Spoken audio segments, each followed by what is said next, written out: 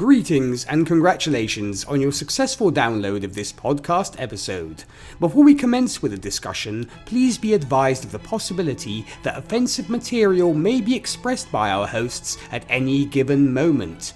Rest assured that they are people of fine character who have yet to be charged with a particular crime and harbour no ill will toward anyone. However, they are rather forthright in their opinions and capable of unpleasant language that may upset those of you with obviously superior moral standards. We value your interest in this podcast and hope to prevent such disgusting, filthy words causing you and your loved ones to scream in absolute terror, resulting in years of considerably expensive psychiatric therapy. And now, on with the episode.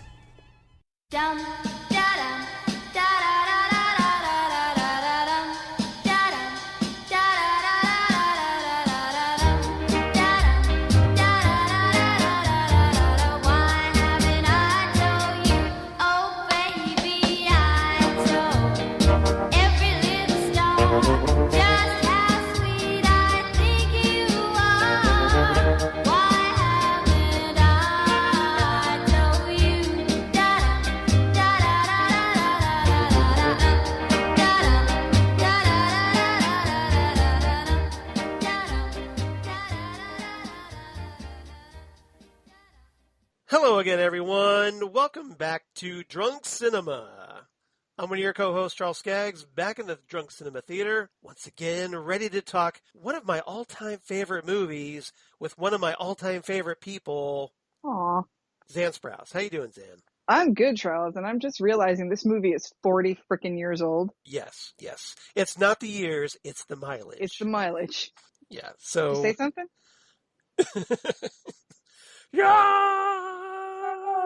Yeah, We'll talk about that because, hey, Yeah. Here at episode 10, we were going to originally talk Clue, but we're going to have to put that on hold for a couple weeks because of Christine Peruski's schedule, but it'll be worth the wait, I promise. So in the meantime, Zan and I came up with a little backup plan. So here at episode 10, we're going to discuss Raiders of the Lost Ark.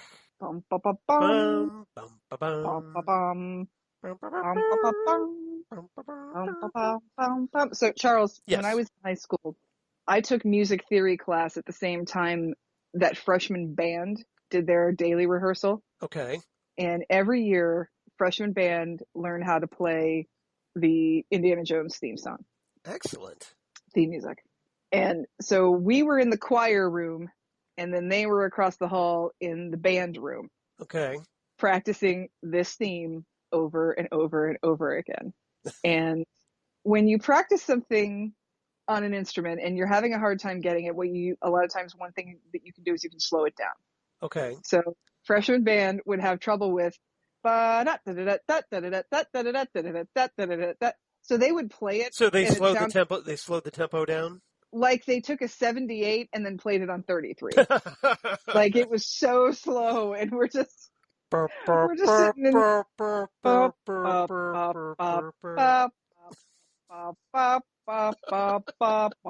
we're like, oh, those kids try so hard. Because this was 7:30 in the morning. Oh my God. That poor band director having to deal with that at first thing in the morning. Seriously, we would come in just, all of us, most of us still had wet hair. Yeah. My friend Adam, who was in the class with me, had this long hair that was just went everywhere, and we made up stories about how it was going to come to life and become a sentient being. I mean, his hair had a mind of its own. Right. So thick. If you want to check him out on iTunes, I think he's still on there. It's Adam Don Moyer. He has a song called TV Hell that's hilarious. You should totally check it out. Everybody check that out. He would come in like just at the last second before he, had to get a tardy slip. And, I would be in there with my hair in a ponytail that shouldn't have been in a ponytail because I barely had any hair. Okay. And then below the hair I had was shaved. So these two guys in my class called me Steven Seagal, but I'm like, I need to pull this back because it is still wet. I'm not doing anything with his hair right now. Did you have kind of like a fade going? No, it was just shaved and then underneath and then hair on top of it. Oh, okay. So yeah, that kind of, which is coming back. That kind of dangled over look. That like if my hair was down, you just thought I had regular hair. But if I pulled it back, then it was shaved underneath. Okay, got it. Yeah. Which is, like I said, it's a style that's coming back, and I'm wondering if I could try it again or if I would just look like a poser. But anyway, so here we are trying to do harmonizations, where we have a melody and we have to harmonize it with all four parts. Listening to the poor freshman band try to play this theme, it was very challenging. It woke you up. It sobered you up real quick in the mornings. That's funny. That's funny. I was like, okay, I'm awake now. Yeah. But those kids did really well at the end of the year. They did a good job. Good job, Mr. Clabundi.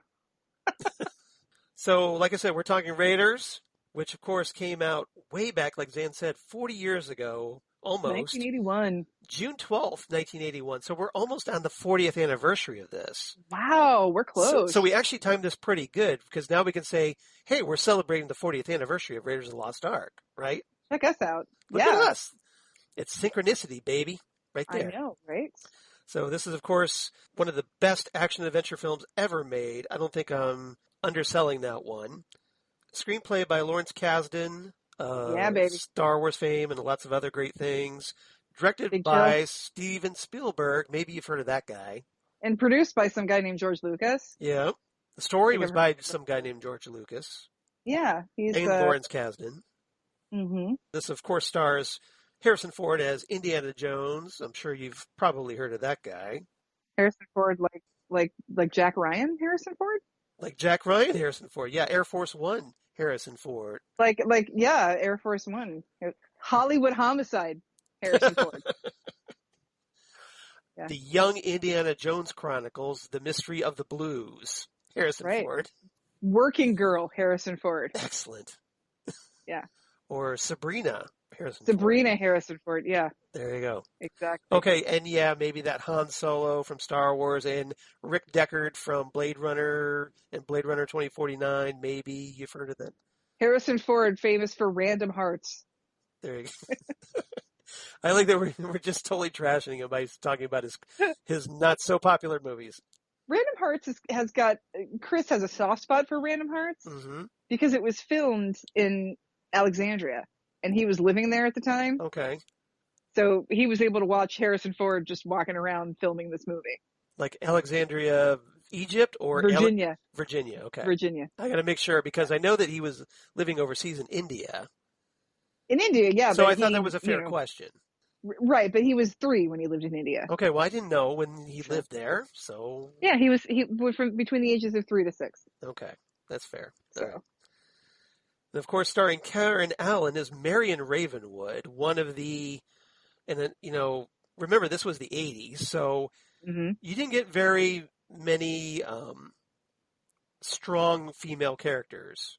No, you did not. And so Marion Ravenwood, I think, kind of was one of those glass ceiling breakers in that regard. She was, very iconic and, wasn't a pushover and, ready to drink and mix it up with everybody whenever possible. So kudos to her. I think Marion Ravenwood she's up there with Ellen Ripley and Sarah Connor in my book. Exactly. That's kind of like that's a very nice trifecta there. Yeah. Yeah, because those are all very strong women, and very, this is obviously before things like Buffy the Vampire Slayer, which didn't come along until the 90s. So this is the kind of a groundbreaking a little bit, and she returns, of course, in Indiana Jones and the Crystal Skull. I first known her as Katie in Animal House. Animal House, yep. Which was phenomenal, and she was phenomenal in. And she was also in the movie Starman and Scrooged. Starman is so good. Yep. It's Starman. I love Starman. And Scrooged, one of my top 5 favorite Christmas movies. Because of Bill Murray. Because of all of it. Because of Bill Murray, because of her. The entire production. Because of Michael J. Pollard. Because of David Johansen. Right. Because of fucking Buddy Hackett. Scrooge is wonderful. It's a wonderful movie. Okay. Maybe that's something we should ought to talk about at Christmas time or something. We could totally do that because we did Right. Die Hard this past Christmas, which is my favorite Christmas movie. Right. And this is possibly my second favorite Christmas movie. Unless everybody else wants us to do Die Hard 2 because we did Die Hard 1 last time. Die Hard 2 is not a Christmas movie. It is totally a Christmas movie. It's set at Christmas. But it's third, not. Third and the fourth aren't set at Christmas.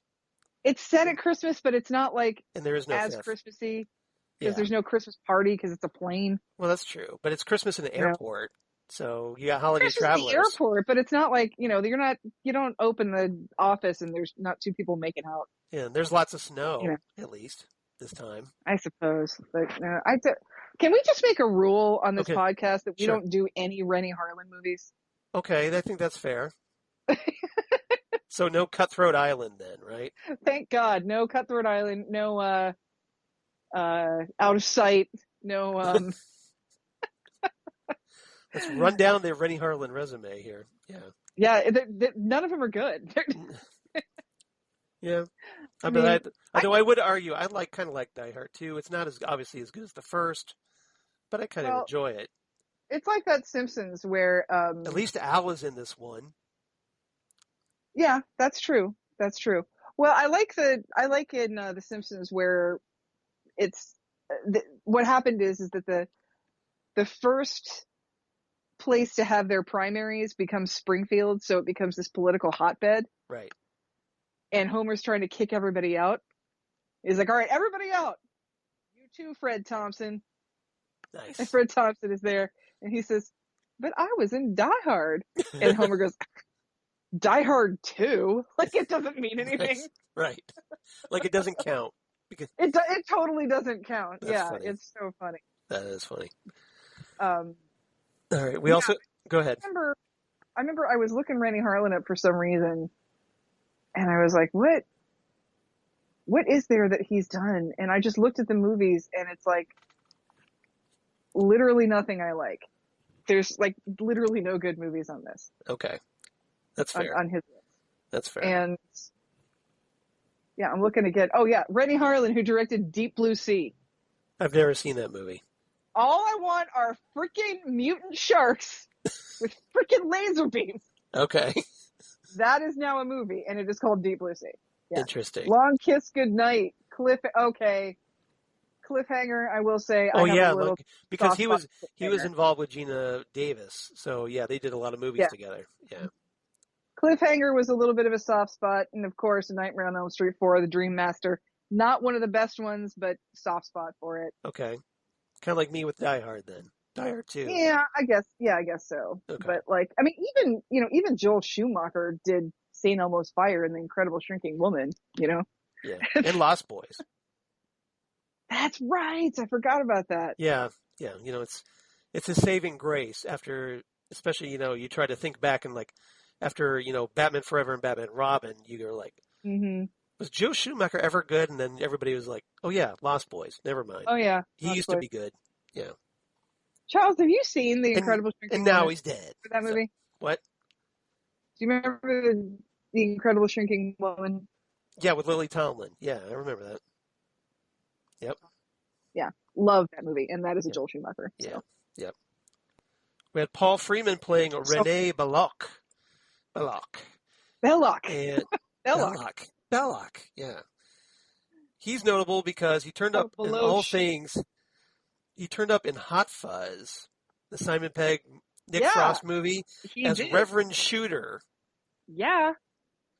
He's which the Reverend. blew my, I never made that connection until I looked this up. I'm like, holy crap. That was him? The amount of cameos in that movie are That was amazing. Belloq?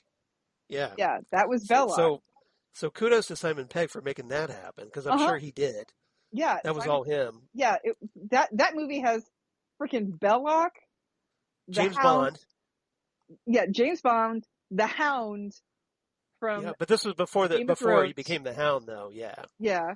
The Queen. Yep. And Edward fucking Woodward is in that. Yeah. The fucking Equalizer. Yes. Yeah. So. Yeah, that's why one of those. I think we should talk about that movie. Definitely. I think we really need to talk about that movie. Yeah. We need to I think we need to do a poll. Okay. Have everybody vote on which movies they want us to do next. I think that's a great idea.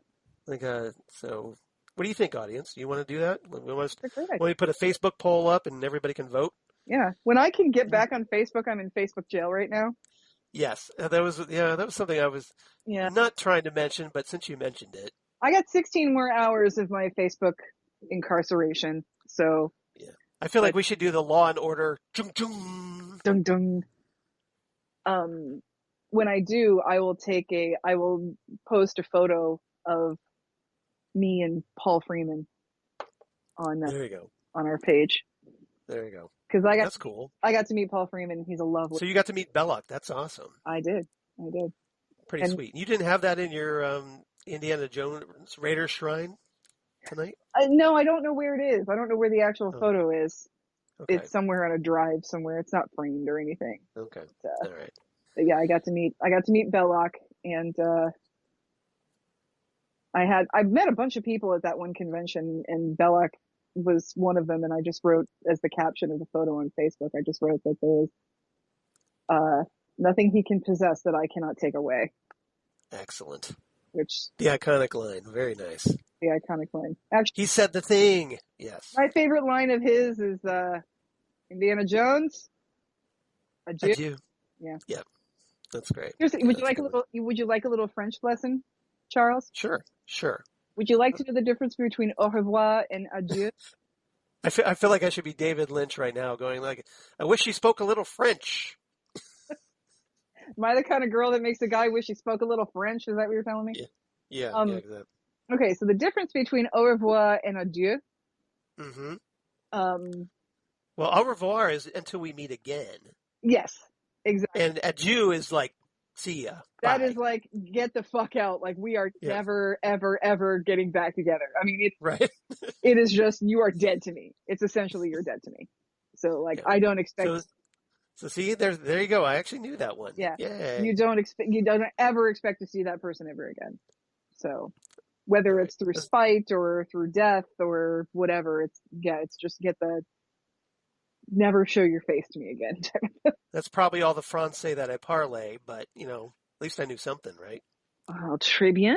So, one other thing that Paul Freeman was in that I thought was pretty notable and very odd. Power Rangers? Ivan Ooze and Mighty Morphin Power Rangers, the movie. Mm-hmm. Secret of the Ooze. No, Secret of the Ooze is Teenage Mutant Ninja Turtles. That's Teenage Mutant Ninja. Yeah. So this would be kind of like the secret of Ivan Ooze. Yeah. So Teenage Mutant Ninja Turtles, the movie, has Paul Freeman. Belloq is in the Mighty Morphin Power Rangers movie. That's funny as hell to me. That was the first movie I ever watched with my nieces and my nephew. Right. Like, the first time I ever met them. And they were like, we want to watch Power Rangers movie. And then I'm like, is Tommy in it? Okay. And then you like him. I hate myself for liking him, but I have a confession. You want to hear a confession? Yes. Is it too Please early do. in drug cinema to make a confession? No, because you could always just say, hey, I was drunk when I made that statement. So it's a perfect alibi. Yeah. So I have a little bit of a guilty pleasure. I have a little bit of a guilty pleasure when it comes to White Trash Boys. Yeah. It's a little bit. Interesting. Yeah, it's not proud of it, but it's just how it's. Zan like the bad boys. Not necessarily bad boys, just sort of like the white trash guys. Okay. Just something about like.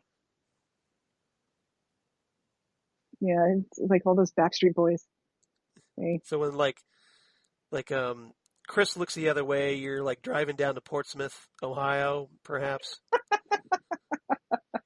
Just saying. Yeah. And I can say that because my mom's relatives are from Portsmouth, Ohio, so I can totally back that statement up. You know how it goes. Yeah. I know how it goes, yes. I've been to Portsmouth. I know how it is down there. Yeah. When I was let's just say that when I was at the Vanilla Ice concert, I was sitting there thinking to myself, I hate myself right now for how much I'm enjoying it. Right. Yeah. That's funny. That's those funny. White Trash Boys with those shit-eating grins, man. They just melt my cold, dead heart. And Zen's heart grew 3 sizes that day. Yeah. So anyway, they're like, you want to watch Power Rangers with me yet, Zen? And I'm like, hell yeah, I do. It's Power Rangers. And then I was like, oh, hey, hey, check it out, it's Paul Freeman. And these kids were not impressed, but I was like, this is great. So, Yeah. That's funny. yeah, it was good times. Ronald Lacey plays Major Arnold Tote. Yes, Tote's first name is Arnold, for those who didn't know. This is our second Ronald Lacey movie. Yes, it is, and I will tell you why. So first, though, he played... to face facts, Charles? Yep. He played Heinrich Himmler, interestingly enough, in Indiana Jones and the Last Crusade. But we've already talked to him before because we talked The Adventures of Buckaroo Banzai across the 8th dimension. Yes, he's the president. President Widmark, yeah. Widmark, yeah. Which, when Zan first told me this the first time, I was just like, what? That's Tote? Seriously? Yeah, this is our second Ronald Lacey movie, which is awesome. So we can almost have like a Ronald Lacey marathon, apparently. I know, seriously. And I've seen it before without even realizing it. He was in Blackadder 2. Oh, was he really? Okay. Yeah. He played like one of the bishops in that. The bishop, not the bishop from Monty Python Bishop, but we was too late. Yeah, we was too late. Yeah. Which is one of my all-time favorite sketches, by the way. That is literally my favorite Monty Python sketches. Bishop. Because I just love the absurdity of it. I love it. I also love introducing so-and-so as the voice of God. Yes. Yeah. And the dramatic titles. That's kind of like, like a British cops show like The Saint or something, or secret agent show like The Saint. Those credits are second only to Saul Bass, man. They did a great job. I got to think it's almost like a tribute to The Saint. I would think so. Bishop's, yeah. Because Bishop, Saint, you get it. Mm-hmm. Makes sense. John Rhys-Davies as Sallah. Yeah. Who, of course, returns in Indiana Jones and the Last Crusade as well. Notable you Sliders fans out there. For all you Sliders fans, yeah, he was on that. He also played Gimli and Treebeard in Lord of the Rings, which I'm sure a lot of people know him more of than Sallah. Mm-hmm. I know him because I'm a Bond fan, so I know him as playing General Pushkin in The Living Daylights, the first Timothy Dalton movie. That's right. He was really good in that. And here's a nice little bit of obscure trivia. He played the Kingpin, as in Marvel Comics Kingpin, in The Trial of the Incredible Hulk. Wow. Yeah. That's so that was back when they did like TV movies. They were doing TV reunion movies for the Incredible Hulk. Yeah. And they were trying to introduce Marvel characters in each one. Like the first one, they did Thor, and then the second one they did Daredevil. So John Rhys-Davies plays the Kingpin in that one. Wow. That's awesome. Yep. Our first TV Daredevil, although it looks more like just a standard ninja character because he was all in black like a ninja for some reason. Hey, you want to hear some Marvel Comics trivia? Please do. Do you want to know who the first person to ever portray Ant-Man was? In live action or animated? Live action. Live action? Yeah, Garrett Morris on Saturday Night Live. So if Didn't think I knew that one, did you? I know, good. No, I figured you did. But yeah, if you're ever wondering why Garrett Morris has a brief cameo in the Ant-Man movie, that's why. It's because he's literally the first person to ever play Ant-Man. Yeah. Yep. That's great. Which is awesome. Which is fantastic. I love that Peyton Reed, the director of that movie, acknowledged that. That's awesome. Baskin Robbins always finds out. Yeah, Paul Rudd does not have good luck with Baskin Robbins, as it turns out. No, he does not. He does not. Yep. Denholm Elliott, of course, plays Marcus Brody, who, again, also returns in Indiana Jones and the Last Crusade. I'm a little disappointed that the Namesake series from Spinal Tap isn't actually a thing, because I would love to hear Denholm Elliott read the words of T.S. Eliot.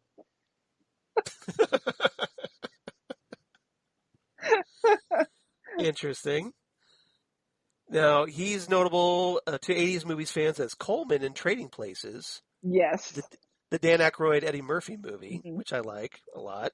Mm-hmm. And Jamie Lee Curtis is also in that. She's fabulous. Yeah, it's because you see her boobies. That's just about every Jamie Lee Curtis movie back then, right? What did they say in Scream? She never showed her tits until she went legit. You never saw her boobs in a horror movie until that was the first time in Trading Places. Okay. You got to see boobies. Yeah. He's also in the movie Alfie, the original. And I love that he was in this movie. I just mentioned this because of the cool title, The House That Dripped Blood. It's one of my all-time favorite Hammer movies. Have you ever seen it? A long time ago, back in the 80s during the Big Chuck Littlejohn show. I have that shit on DVD. I love The House That Dripped Blood. Yeah, I will watch that. I'll gladly watch it because I'm a big fan of Hammer horror movies. I love watching them. Uh-huh. And if Christopher Lee's in it or Peter Cushing or, you get a great title like The House That Dripped Blood, I'm there. Oh, that movie is full of awesome people. That movie is fantastic. Well, it's like an anthology, that movie. Yeah, it's like 3 different little vignettes. Yeah. And it's just, so good. Yeah. So good. It's everything. So I just thought I'd mention that yes, Marcus Brody was in The House That Dripped Blood. Yes, exactly. And, I forgot about him being an Alfie. Yeah. George Harris plays Simon Katanga. He's From the notable people of Ardentia! From the people of, yes. So, yes, of course, I had to mention that he was, and you beat me to it, that he played Prince Thun of Ardentia in Flash Gordon. We have suffered great loss since you blasted our kingdom. I can offer you nothing this year except our loyalty. I love his accent in that movie. It's so good. That's awesome. He's notable to millennials, though, as Kingsley Shacklebolt in the Harry Potter movies. That's right. Which if you think about it, you're like, oh my God, Kingsley Shacklebolt is Katanga in Raiders of the Lost Ark? Yup. Mm-hmm. Mind Jones blown. is dead. I kill him. Leave the girl. Where we're going, she'll fetch a nice prize. Yep. We'll get there. Don't worry. Notably, interestingly, he was also in Black Hawk Down and Layer Cake. Oh, Jesus. Layer Cake. Yeah. Right. Have you seen Layer Cake? A while back, yeah. It's wonderful, but it's so freaking depressing. Yeah, I know. Yeah, but it's a Daniel Craig movie, so I was kind of like, okay, I'm going to check this out. You're like, yeah, I'm going to check this out, and now you just want to crawl into a blanket for it and cry for the rest of the day. Right. Alfred Molina makes his big screen debut as Satipo. In the house. Yep. Throw me the idol, I throw you the whip. Adios, senor. No time to argue. Yes. Yeah. Yeah, so obviously, he's most notable for playing Dr. Octopus in Spider-Man 2 and will be reprising the role in the upcoming Spider-Man No Way Home, which I was like, what? Mm-hmm. So that's cool. I don't know if we have any animation fans out there. I was going to mention some of that. In our audience, but he does a lot of voice work. He does. Yeah. Most recently, the one I think is just absolutely wonderful is he plays Oscar's father in Summer Camp Island. Okay. Which is a Cartoon Network HBO Max co-production you can find on an HBO Max on their Cartoon Network hub. Yeah. It's an adorable show about these 2 best friends who go to summer camp at this place where there's magic. Summer camp is magical. Okay. And there's Oscar and Hedgehog, they're best friends, and Oscar's father is played by Alfred Molina, and it's just an adorable relationship they have. So yeah, he does. Like I said, he does a lot of voice work. I mean, and apart from just appearing in live action, he was in the Da Vinci Code, but he turned up recently as Mr. Freeze, the voice of Mr. Freeze on Harley Quinn. That's right. Which is a very underrated animated series. It's very Adult Swim, and I think Zan, you would like this series if you haven't watched it. It's on my list of things to watch. Yeah, that's true. I mean, if we have to, I really recommend it. I think you would like it. We have to mention my all-time favorite Alfred Molina performance. Okay, which was? Of course, it's Boogie Nights. Oh, there you go. That scene in Boogie Nights is so wonderfully performed, so tense, so perfect, and he just kills it every time. And excellent. Since that movie came out, Chris and I, anytime we make if we make a mix for our iPod or a mix for Spotify, or even when we still made burned CDs, we referred to them as our awesome mixtape number 6. Okay, cool. because of Boogie Nights. Nice. You just start with 6. Yeah, we just start with 6 because that's what he has. Yeah. That's funny. So this movie that we're watching, Raiders of the Lost Ark, is 1 hour 55 minutes. So Did it make any presumably, money, Charles? it might have made a little bit because $389.9 million Mm-hmm. from a budget of $20 million. I think it made some cash. Yeah. So a slight return on investment there. Yeah, this one's pretty good. Yeah. Nice. Very nice. Yep. So I can imagine Paramount was pretty happy with this. Paramount, Which is why they greenlighted 3 sequels. So, yeah, I'm sure they were happy. they're working on a 4th. They're working on the 4th. So, provided that Harrison Ford doesn't end up in a wheelchair before then, they finally start shooting. Harrison Ford can do whatever the hell he wants. Or doesn't crash a plane into somebody's house. Oh, I have to tell you this story. A former friend of mine, who shall remain nameless because they do not deserve credit for this because they turned out to be kind of a shitheel. We were talking about that, and I mentioned something because you know how often you hear about famous people having their pilot's license. Famously, musicians like Gary Newman or Bruce Dickinson, they have pilot's licenses, so they're able to fly. But I had John Travolta, that kind of thing. John Travolta, yeah. I had no idea about Harrison Ford, and when I mentioned that, this friend of mine just said, "Fly, yes. Land, no." It was a wonderful moment. Yeah. Yeah, we should do the Sean Connery thing where Sean Connery says, "Nice landing." Yeah, exactly. I'm sorry, son, but they got us. Yeah. So, yeah. Well, you know, any landing that you can walk away from, I guess. Uh-huh. This movie received 5 Academy Awards, all technicals. All technicals, yes. All technicals. So it won for Best Film Editing, Best Art Direction, Best Sound Editing, and Best Visual Effects, at least. Of course it did, and we will talk about that in about an hour and 50 minutes. Yes, we will. Yes, we will. But it was also nominated for Best Picture, yes, because, hey, it's that good. Mm-hmm. Only it lost to Chariots of Fire. Okay. Academy, I mean, looking back, it's been in the past 40 years, which movie has been more memorable? Raiders of the Lost Ark or Chariots of Fire? I think the proof is right there. I definitely think the proof is right there, and so I think again the Academy drops the ball because hey, it was an action movie, so it's not serious art. But I will say that it is tough competition between these two. Right. For who has the more iconic theme music. Yeah.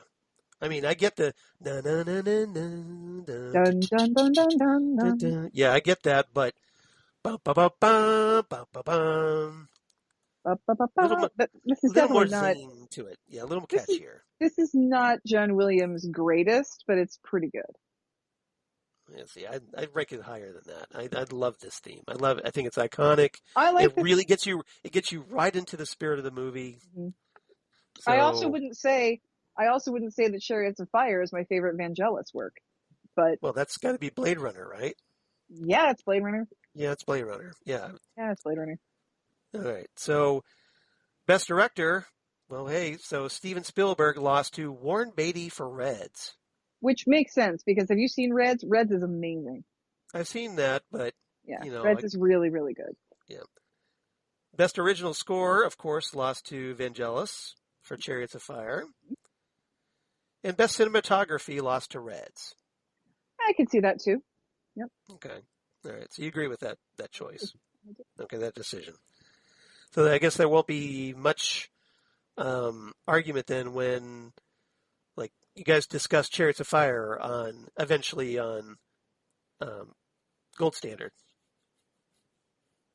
Well, what else is up in Edenwood? I'm thinking of 82. Well, yeah, this is 82 because, yeah.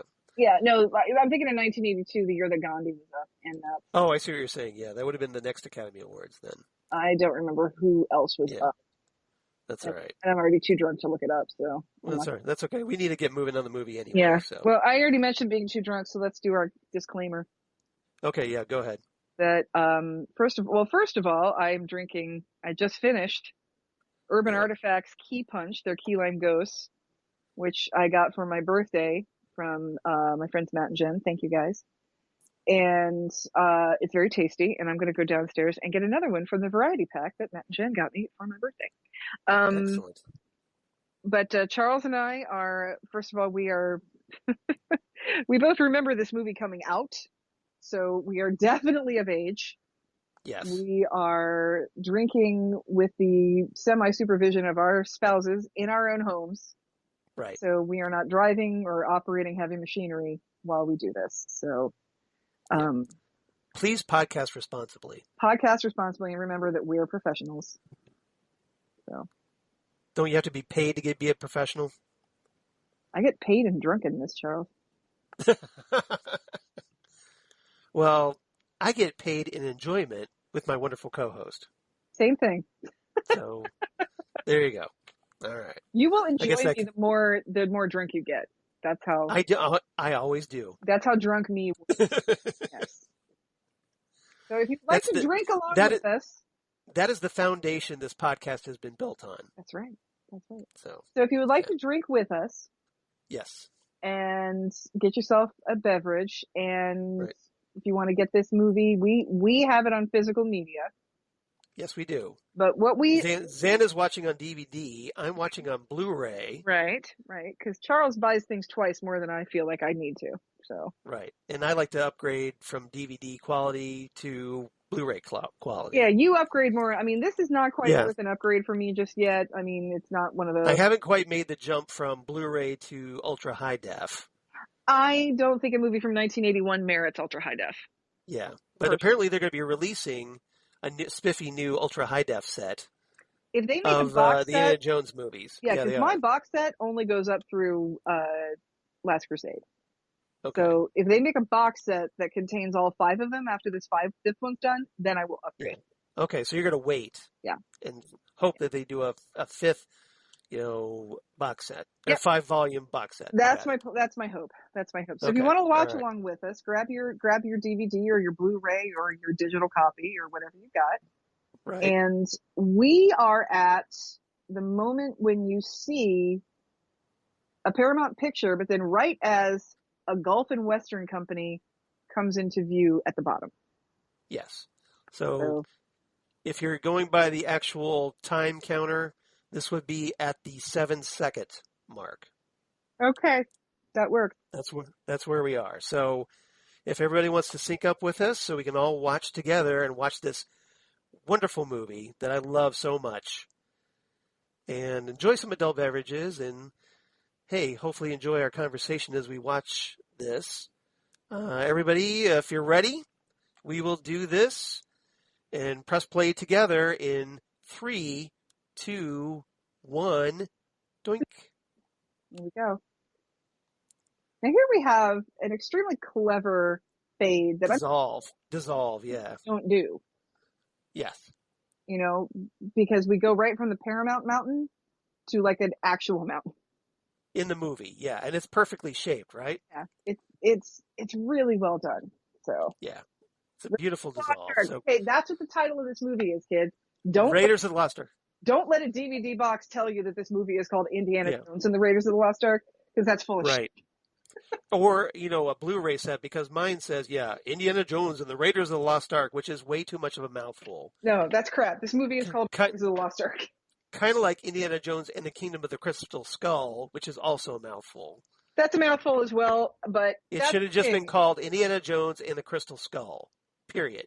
Right. It should have been that. When we started doing sequels, we started reminding people that these are Indiana Jones movies, because if you hear titles like Raiders of the Lost Ark, The Temple of Doom, and The Last Crusade, you might not necessarily know what the hell that means, but if you hear that it's an Indiana Jones movie, then you're like, oh, okay, I'll go see that.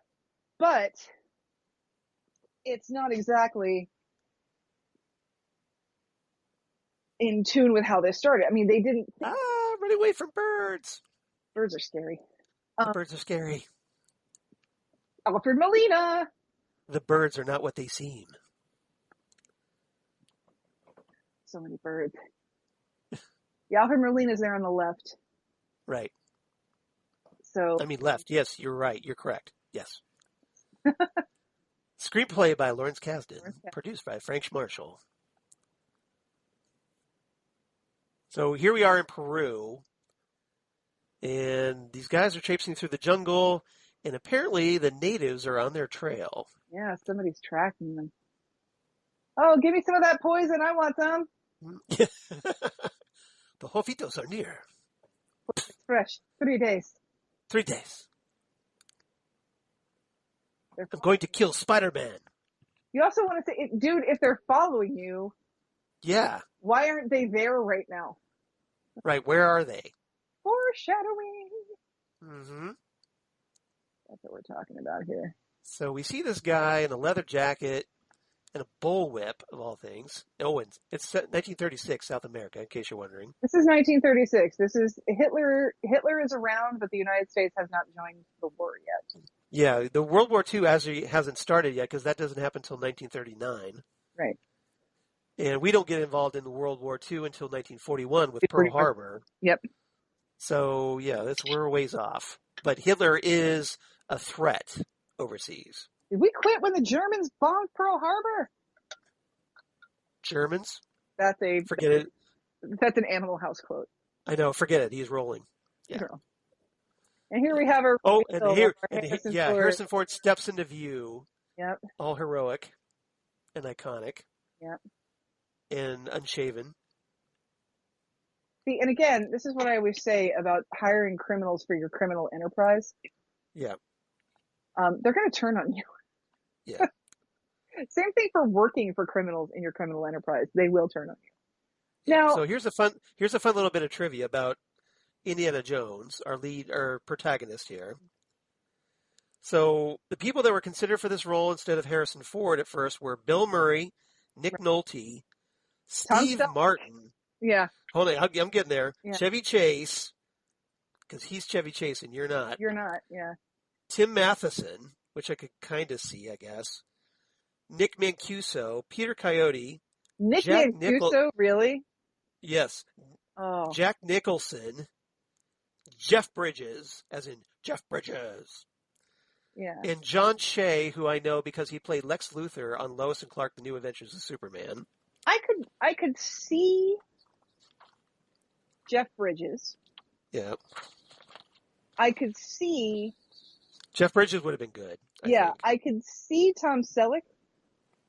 Yeah. Well, I'm getting... So the casting director favored Bridges, but George Lucas's wife and frequent collaborator, Marsha Lucas, preferred Tom Selleck. And Selleck was apparently contractually obligated to film the TV series Magnum P.I. if it became a full series. Dun, dun, dun, dun, dun, dun, dun, dun, dun, Yep. Spiders everywhere. No, just let me just clean those off. So Lucas and Spielberg asked CBS to release him. It's actually incredibly dangerous to do that. Yeah. Stay out of the light. Tarantulas yeah. are very, very delicate. Like you can crack them by just dropping them on the ground like that. So we have no idea why this presumed tribe in Peru was able to have light-sensitive triggers in their traps, but okay. Well, Apparently they had that technology back in the day, somehow. I will say, for all of these movies' faults... Throw me the edit, or throw you the wheat. Oh, wait, that's coming up. This is a great... foreshadowing. Well, yeah, this is great foreshadowing, but this is a great homage to the 1930s serials. Yep. Saturday Afternoon Serials. Yeah, because Lucas apparently was a huge fan of these. Yeah, he was. I could see, I could see. But hold on, let me finish my story real quick. That's okay. So I got sidetracked. Sorry. Lucas and Spielberg asked CBS to release him 10 days early from his contract to do the movie, and realizing that they wanted Selleck, they greenlit Magnum P.I. based on that forcing him to drop out and leave the production with no lead actor only weeks before filming. And that was, as they say, was history. History was made. Yep, there you go. And then they brought in Harrison Ford. And honestly, I think Harrison Ford was our best choice. Obviously. Yeah, and I think I could see Nick Mancuso in this because Nick Mancuso has done these types of movies before, but he would have brought the quality of the production down. Right. Because he was a B actor. And, yeah. You know, Tom Selleck was a TV actor, but kind of an unknown, but Nick Mancuso had already had a reputation of being kind of a B actor. Well, by this point, Harrison Ford had done American Graffiti with Lucas. And, of course, Star Wars. Star Wars. So only really 2 big films under his belt, but so they're probably kind of taking a gamble here because he wasn't quite the household name yet. He wasn't, but I think this really did it for him because he really does carry this one. Yeah. As a main character. Okay, I'm sorry. If that thing's supposed to be made out of solid gold, a little baggie full of sand ain't going to do it. No, and especially when you start taking more sand out of it. Yeah, I love that shot, though. That shot of the idol behind the sand. Well, the lighting in this is just beautiful. Yeah. It's really well lit for a temple. And, you know, as I say, the fingers. Yeah. This is not going to work. Yep. So he took a guess. I'm right. This doesn't work. Yep. Yeah, whoops. You better run.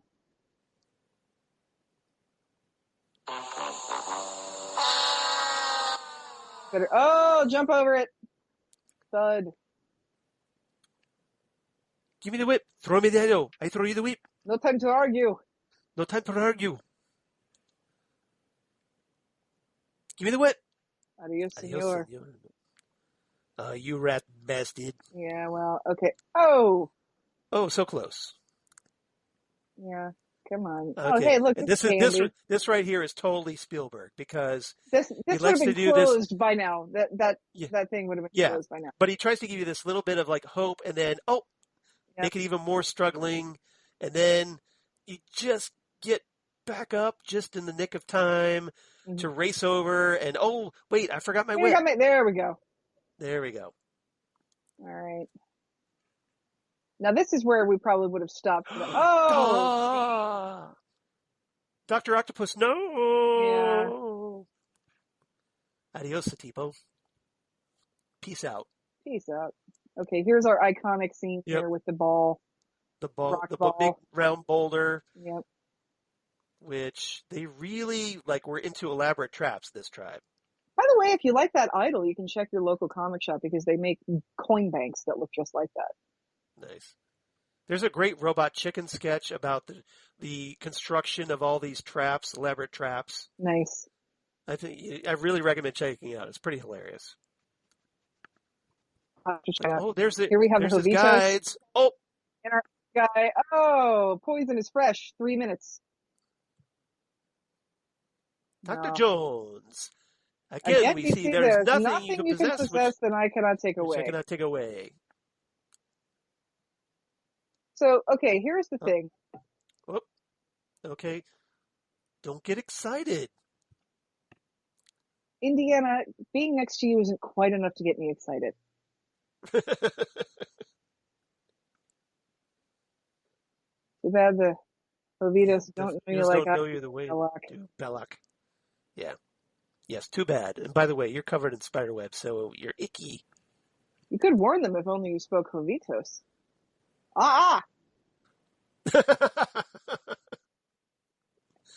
Now expecting odd job from Goldfinger. Yeah. So here's the thing. As much as maniacal laughter, and it echoes throughout the forest or the jungle. As much as I love these movies, I do not approve of what Indiana Jones is doing. Because he's essentially, he's raiding this cultural treasure. Yeah. He's literally a raider of treasures. Yeah. And, he's a grave robber. Right. And I don't believe in that. Because even if this stuff was going it belongs in a museum. It belongs to Coronado. Yes. Jock, start the plane, Jock. Plane, Jack. But I got a fish. Fuck it. I got a bite.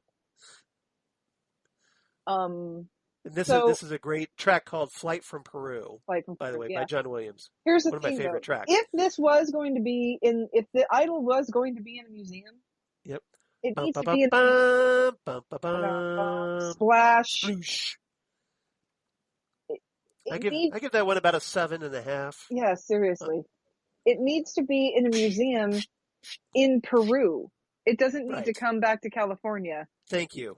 Yeah. Yes. Exactly. Yeah. It's not, it doesn't get to be Marcus Brody's seriously. Museum piece. Yeah. But seriously. To be fair, Indiana Jones is hired by the museum to retrieve this piece, right? And I still don't agree. I thought about this the first time I ever went to London. Jock, there's a big snake in the plane, Jock. Oh, that's just my pet snake, Reggie. I hate snakes, Jock. I hate them. Yep. Oh, show a little backbone, will ya? Yeah, get it? It's ironic because he was just in this horrible temple getting, darts and whatnot thrown at him and spiders and all kinds of stuff. But so, snakes. You get it? Why does it have to be snakes? Meanwhile, at the university of school, we never know, what college is. I love old cars with running boards, by the way. Right? So classy. So here we are. Apparently, Indiana Jones teaches in his day job. All the ladies at the college love him. The ladies, yes. He's very popular with the ladies. Yeah. Because, hey, he's the hottest professor on campus, probably. You know who else is hot, Charles? Who else is hot? A young Denham Elliott. I'm not kidding you. Did Marcus Brody have it going on back in the day? He had it going on. Yeah, he's a good looking dude.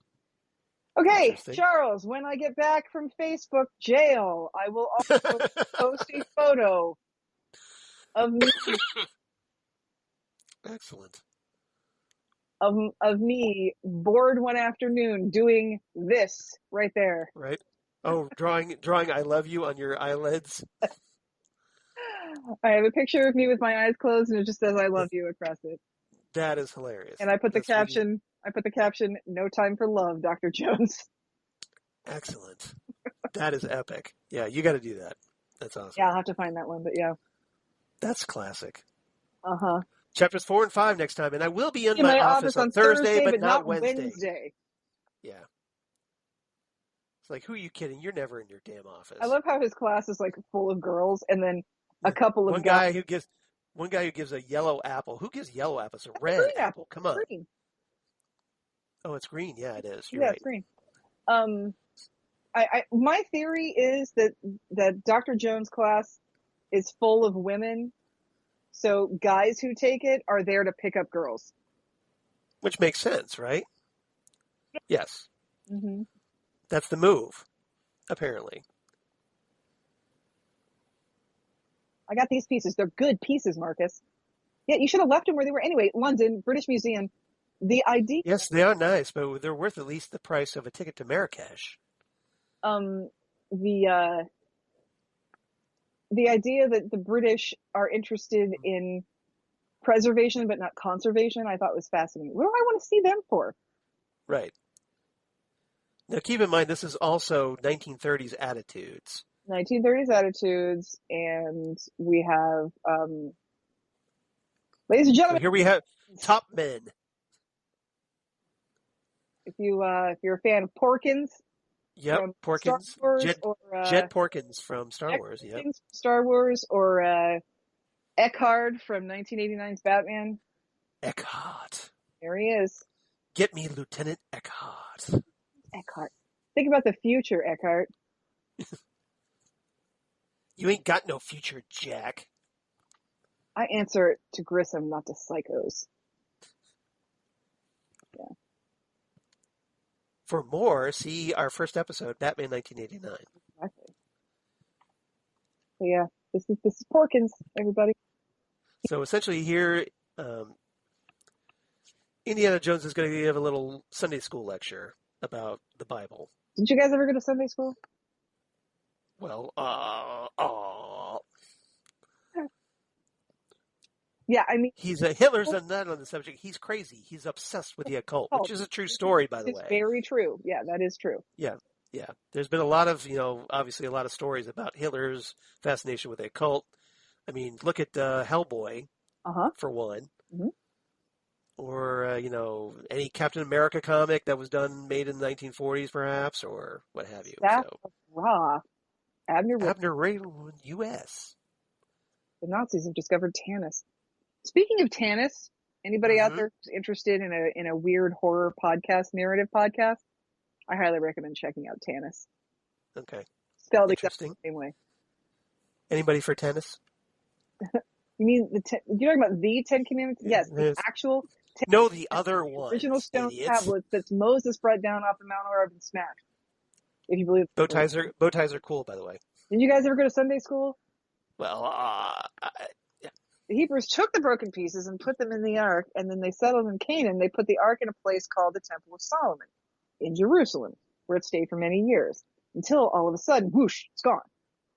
Where? Nobody knows where or when. However, an Egyptian pharaoh, invaded the city of Jerusalem right about 900 BC and must have taken the ark back to the city of Tanis and hidden it in a secret chamber called the Well of the Souls. Secret chamber? About a year after the pharaoh returned to Egypt, the city of Tanis was consumed by the desert in a sandstorm which lasted a whole year, wiped clean by the wrath of God. Expository scene is expository. Obviously, we've come to the right men. No, top men. Not really. Ravenwood is the real expert. Yeah. So they're deciding, well, hey, Abner would know something about this, but, he never found the city. Yep. And they say, we're kind of suspicious about an American being mentioned so prominently in Nazi communications. No, Ravenwood's no Nazi. Rubbish. Obviously, they're looking for the headpiece of the staff of Ra. They think Abner's got. Well, of course. Okay, I'm going to pause. All right, you're losing. It's like, you go ahead. blow my nose. Okay, go ahead. And it's capped with an elaborate headpiece in the shape of the sun with a crystal in the center.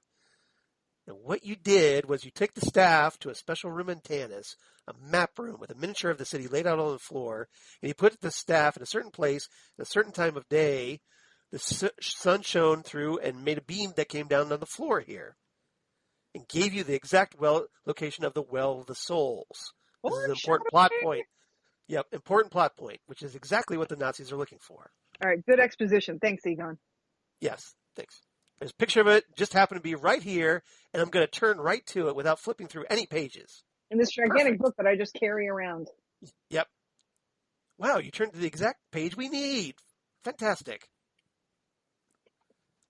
What's this coming up here? The Hebrews thought. Is those like freaking laser beams coming out of that thing? Oh, lightning, fire, power gods or something. It's like an arc with freaking laser beams. All I want is a mutant arc with freaking laser beams. Is that so much to ask? Started laying waste to entire legions. An army which carries the ark before it is invincible. Ooh. Uh-oh. Nazis. I hate these guys. I love Indiana Jones's house. Yeah, it's pretty nice. Yeah, the car is pretty sweet too, with the white wall tires. White walls. Yep. Yep. That's a Lost Art right there. White wall tires. Well, just the whole, design of the cars. They're so stylish. Yeah, look at those. Look at that. Beveled glass and all those builds he's got. I mean, granted, they're unsafe as hell, but yeah, there's that. They look great. They look fantastic. You know what? Clean up your house once in a while, Indiana. Yeah, it's like a pigsty. Show a little respect. Self-respect. It's everything that we got into archaeology for in the first place. To us. To archaeology! To crime! Oh, wait. Oh, back when suitcases didn't have... Here we have a subplot. Yep. Like, here's my adventurer costume. I'll have to pack that. Yep. Marion's the least of your worries right now. Uh-huh. You got Nazis. We don't know how bad they are yet in 1936, but they're really fucking bad. 3,000 years, man has been searching for the Lost Ark. It's not something to be taken lightly. No one knows its secrets. It's filled with secrets. It's like nothing you've ever gone after before. Well, Marcus, are you trying to scare me? You sound like my mother. How? Did you ever know your mother? Right. You never, she was never around. I'm sorry to bring up your dead mother, Indiana, but that's a bad plot. No, actually, I take that back. He did know his mother. Because when he was like little kid Indy on the Young Indiana Jones Chronicles. Oh, was she there? She was there. We had both. He had both parents there. Okay. I think it was only by the time he became Reverend Phoenix that his mom was dead. Yeah. So sometime between little kid Indy and River Phoenix, he lost his mother. Back in the day when people used to dress for air travel, I swear to God, if I had to fly on a plane like this, you would have to give me all 3 of those things of champagne to knock it out. This is too small of a plane. I rode in a plane about this size coming back from the Bahamas. I was going to say from the Bahamas. Weren't you in like a tiny little prop plane? Yeah, it was like this little puddle jumper, and the pressure dropped, and it was just like, oh my God. First time I ever went to Toronto, I flew to Toronto. Somehow my heart's still beating after that. Yeah, and it was a prop plane. And we got to talk about this. So this is a very clever narration device to kind of speed things up a little bit. And this is something that you saw in old movies too. Right. Back when people were, when they actually looked at maps and had atlases in their house. Right. So you could just kind of follow along the line to see how the trip is going and where they went. And we're in my husband's old neighborhood, just right outside of India here. Nepal. Yeah. So let's talk a little bit about Marion Ravenwood. Please do. I find her fascinating. Marion Ravenwood was one of the first people I ever saw in a movie that kind of reminded me of myself. Okay. You identified with Marion. Freckles, dark hair, kind of loud, can kind of take care of herself. And drinks a lot. So I think we have the origin of Zan Sprouse right here in the scene. Yeah, I really do like some Marion Ravenwood, and this is also foreshadowing, by the way. Let's talk about how she can, and also, by the way, Charles, whenever I finish a shot, that's what I do. Oh yeah, you have to, right? I do that exact move, and I even just throw it down on the table like that. There so somehow Marion, because of her amazing constitution and probably destroyed liver, even at just about anybody under the table. Even at her, thinner frame, more petite frame, she's able to drink this big guy under the table. Right. So she can pretty much drink anybody she wants under the table. Yep. And that's how she makes money. Stay relatively sober. Right. So, that's and apparently can still walk after that. So, needless to say, Mary can hold her liquor. Probably way better than I can. I love this shot right here. Mm-hmm. Great silhouette. Indiana Jones. Hello, Marion. Indiana Jones. Of all the gin joints in all the towns, you had to walk in mine. Yeah, exactly. That's how this feels. Right? Very Casablanca. Mm-hmm. You come walking through back through my door. I never doubted that. Something made it inevitable. What are you doing here in Nepal? Getting punched in the face! You son of a bitch! I learned to hate you in the last 10 years. Jesus. I was a child. I was in love. I was wrong and you knew it. Yeah, that reminds me of a nice, creepy little tidbit of trivia. How old was she? Well, apparently George Lucas, and right there it should kind of give you pause. George Lucas, write love stories to save his life. He suggested Marion would have a romantic past with a much older Jones at the age of 11. Ew! Right? George Lucas, you need to be in jail. Pretty much. Now, Spielberg, to his credit, said she'd better be older and told Lucas this. And they never actually say how old Right. she is. She could have been 16, 18, 21, too young to young enough to be naive and fall for an older, one of your dad's older colleagues. Yes. Or apprentice, I think. Apprentice, yeah. Yeah. But So still. worthless bronze medallion, Marion. You going to give it to me? Lucas wanted her to be 11 years old when they had an affair, I guess. Lucas needs to go to therapy. Seriously, right? Oh my God. That's disgusting. Yeah. If Jar Jar wasn't enough. Yeah. Think about that. Important, Marion. Trust me. Or Watto. Yeah. How would you not have sex with somebody? You know the piece I mean? What? Yeah, I know it. How can you not have sex with someone that says "trust me" and gives you that kind of a grin? Because I said so. That's why. Yeah. Yeah, But already you can tell that Marion's like a Spitfire. She's very, very sure of herself. Tomorrow, Indiana Jones. Jaded by her past relationship with Indy and the fact that she's been stuck in this crap bar. And you get the feeling that ever since her father died. The reason she's in Nepal with her father is because her father took her to get her the fuck away from Indiana Jones. Maybe, or was on the hunt for something and couldn't. I think he took her with him on a hunt because, oh look, she's just wearing it. Yeah, what a coincidence. I know they make replicas of that, and I should get one. Frankly. Nice little bit of foreshadowing with holding the amulet to the flame of the candle. Mm-hmm. Yep. I don't know if that's intentional or not, but I'm going to say it is. So I listened to a episode of This American Life, and I wish I could remember the name of the guy, but it was a writer who was talking to his daughter about his latest girlfriend. Mm-hmm.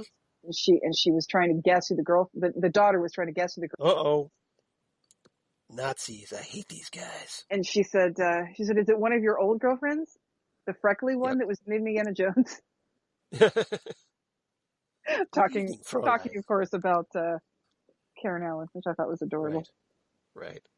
I love Karen Allen. I think she's just such a great actress. Oh yeah, she's wonderful. She really lights up the screen when she's on. Yeah.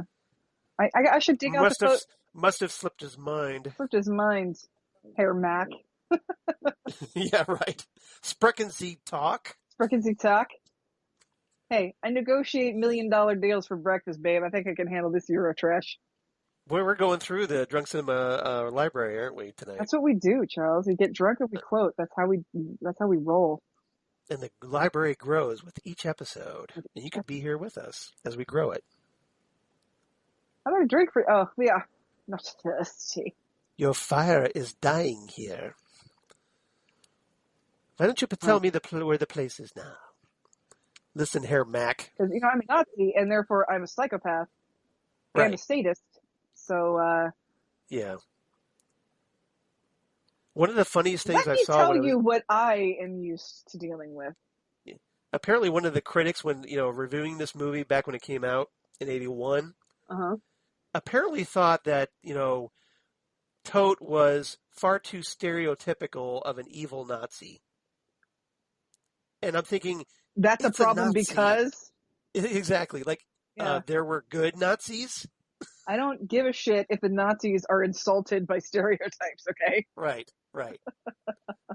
I think we have an eternal past to make fun of them. Yes, I know you will. Yes, I know you will. And he's got this uber creepy face. Uh-huh. Threatening with a hot poker. Oh, hey. And here we go, all Spielberg again, by having multiple threats going on at the same time. Yeah, exactly. Got to be aware of your environment. Pew, pew, pew, pew, pew. It's a pretty good fight, though. Oh, definitely. And watch where the medallion is. You got to keep your eye on this. I like how they're walking around that room and nobody noticed that. Right. I mean, it's a piece of gold sitting on a table. Well, the fact that they're there to try to get it, you think everybody would be keeping their eyes on it. Now watch all the logs that spill out because there's booze all over the floor now. Yep. Pew, right in the head. Good Yeah. shot. Nice shooting, Tex. A good shot, and I will shoot, and I'll have you know I'm a dead-eye shot shooting. I like this bit right here. Where she takes, She I drinks. gotta get some She's drink. like, I'm not going to let this all go to waste. Gotta get my drink on before I Right. start killing dudes. Yeah, that'll. I also, I like this right here. Whiskey. Yep. Whiskey. Yep. So we got to do the trick where the flame goes all the way around the bar at the edge.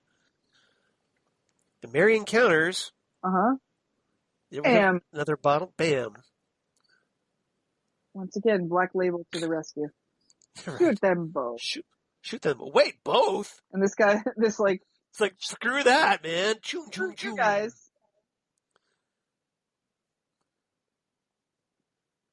Now, what do you see there, Tote? Finally, somebody has the balls to face facts. Right. You might want to get a hanky. Do you understand how? Yeah!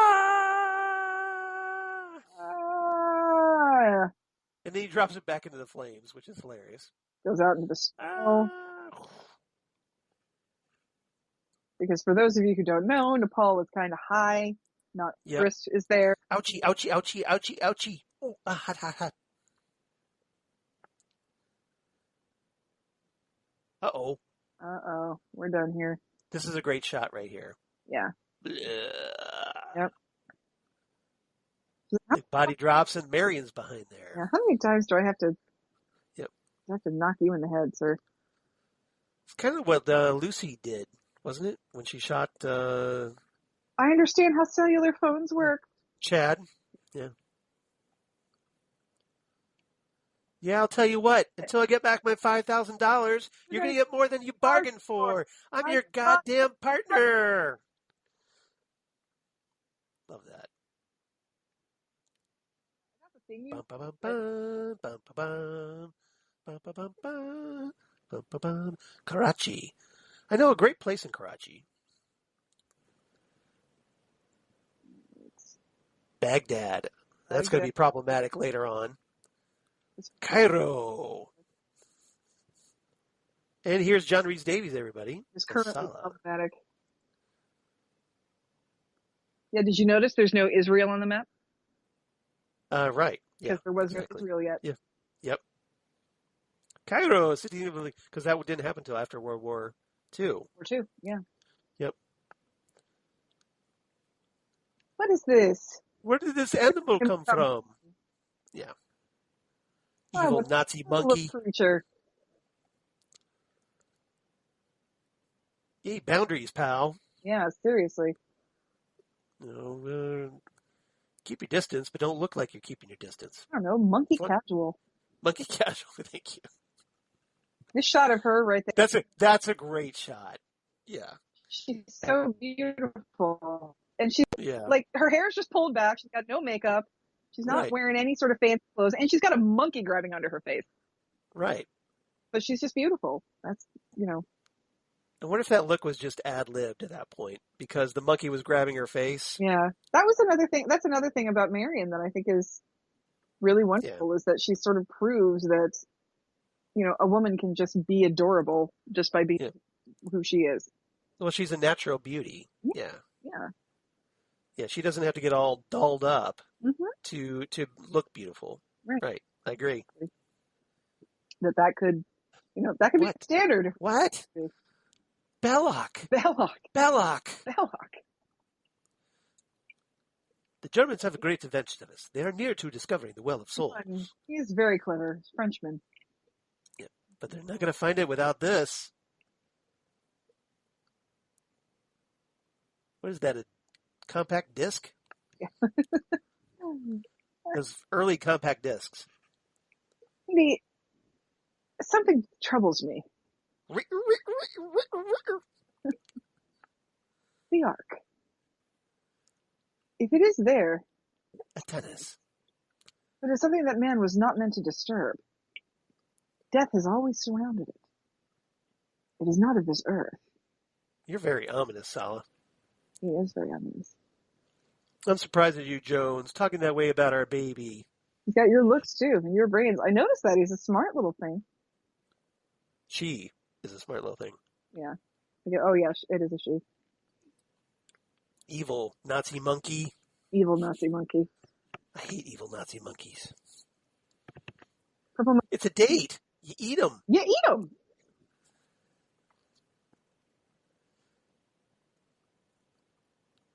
Evil Nazi monkey. Yep. Goes to shady guy with an eye patch. He is the Yeah, those guys look trustworthy. he's the mouse robot of this movie. Oh, I hate that they made the monkey, do a Heil Hitler. But that shows how he's an evil Nazi monkey. I know, but it's his identifier. Animal abuse. Not if he's evil and a Nazi. You don't I know. know. Why do they have to make the monkey an evil Nazi? That makes me sad. You don't know where his political leanings lie. Well, I don't like it. I feel like monkey should be a little bit better than that. Well, maybe the evil Nazi monkey has been watching too much Fox News, and one thing leads to another, and there we are. Yeah. Or, whatever the 1936 version of Newsmax was. Seriously. Hey, Charles? Yeah? China just landed a rover on Mars. Really? Yeah. They're the first country since the U.S. to put a rover on Mars. So are we going to have, battle bots on Mars now? That would be so fucking rad. Wouldn't that be awesome? I would pay any kind of money to watch that. Oh, I love that. BattleBots on Mars. I love that line. He loved you like a son. Took a hell of a lot for you to alienate him. Not much. Not much. You. Just you. Yeah. So Marion's trying to fight these guys. So she's just lightly banging people on the head with a box of something. Box of something. Yeah. Yeah. Nice choreography here, though. By the way. Yep, it's pretty good. Boosh. So this is obviously, very heavily influenced by action serials. Excuse me. Shish kebab. This would have been this would have been a continued next week sort of a situation. Yeah. And of course, in the Spielberg universe, there's lots, of things you got to pay attention to. Yeah. So Marion runs off. Pan Fu. It's a frying pan, and he's got a knife, and she's like, "Yeah, I just brought a frying pan to a knife fight." Thank you. There we go. That's what I was going for. You beat me to it. And then all of a sudden, bong. Bonk. Yeah. Wah, wah. Yeah. We think alike, Charles. That's why we're friends, right? That's why we do this. Yep. Uh-oh. Time to get in a basket. Yep. Ooh, totally, it was a good move, but evil Nazi monkey. This monkey! Evil Nazi monkey. Evil Nazi monkey. I hate you, evil Nazi monkey. Calls rats on her. He totally gets that poison date that he ends up eating. He totally deserves it. He probably gave her the hantavirus. Probably. Here's Harrison Ford, looking all sweaty with his shirt ripped open. Yeah, I'm watching. I love this sequence, which is an ad lib by Harrison Ford that actually made the final cut. Mm-hmm. Because Harrison Ford's just like, why can't it just shoot him? Well, is it true that Harrison Ford had intestinal problems this day of shooting? Something like that. Apparently, it was like a long day. All I know is that it was a long day of filming. He was tired. They had done this multiple takes, and he's like, I'm just going to shoot this guy, okay? And they went along with it because it's funny. Have you seen the Riff Tracks version of Raiders of the Lost Ark?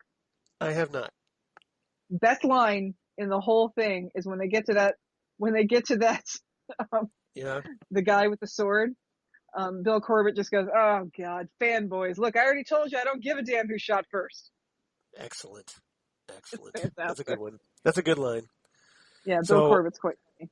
Oh no! Now he's Mary's just messing one of the up baskets. everybody's laundry now. Right. Yeah, it's like, you dick. Yeah. It's and it's the one the one that he doesn't knock over. Listen for the one where Marion is screaming from. Seriously. Also, if you're going to knock it over, she's going to fall on her head. Yeah, you're right. Fezzes are cool. That's very cool. Like, where did these guys get, machine Okay, guns? this seems like a remarkably bad idea. Right. Like, look, here, go chase whatever. Take whatever you want. Just scavengers. Yeah. Leave me alone. I got to kill bad guys. Ooh, I want whatever that bread is. Looks good. Yeah. Whoop. Uh-oh. That is not good driving. Well, bam. Boom. And suddenly it explodes. And, oh crap, Oh, Marion was in there. Marion. Or was she? ... Question mark. Oh, noes. So now Indiana Jones is all sad and drinking and doesn't know that the monkey is not his friend. Right. Evil Nazi monkey that helped presumably kill Marion. Kill her, yes. I'm just going to drink my sorrows. He is with a cute little guy, but still. Yeah. She. Oh, yeah. I keep forgetting it's a girl. I guess I assume that female monkeys are smarter than to get it mixed up with Nazis. Well, remember, Indiana Jones is a sucker for, female Nazis, as we found out last Crusade. This is true. Yeah. That's his weakness. That's his weakness is girl Nazis. Yep. Elsa. Ah, Venice. Elsa, honey, I can't hold you. Give me your other. Let it go. Indiana, let it go. Oh, jeez. Fucking hookah. Behind you. Belloq. I had to kill you right now. This is not a very private place for a murder. Tell Jabba I've got the money. Tell Jabba he might only just take your ship. I don't have it with me. Jabba's done with you. He has no time for smugglers who drop their cargo at the first sign of an Imperial Star Destroyer. Bojijale. Yakoska. We chant about Matista. Jabba when Koska Wutsani Chani Wanyaruska. Perfection. I practiced. Perfection. Introverted child, Charles. Look who's talking, right? So seriously. Yeah. Again, something we bond over. Mm-hmm. Yet we have both fallen from the pure faith. Our methods are not different as much as you pretend. I am a shadowy reflection of you. It would only take a nudge to make you like me, to push you out of the light. Batman? Now you're getting nasty. Miss Jackson, if you're nasty. Look at this. It's worthless. $10 $10 from the street. But I take it and bury it in the sand for 1,000 years. It becomes priceless. Men will kill for it. Men like you and me. Men like. What about your boss, Der Fuhrer? Yeah, well, he's gonna get my sloppy second, okay? Right. I get it first, okay? I get it first. I call dibs. I will say that I do love that all the It's a transmitter. It's a radio for speaking to God. It's within my reach. If you talk to God, you talk to God. Let's go see him together. See him together. I've got nothing better to do. Uncle Indy. Yeah, good timing. Yep. Better than the Marines, eh? It'll take more than children to save you. Come here, Nazi monkey. Taking my monkey with me. Gotta go shock the monkey. Shock the monkey tonight. Do. Don't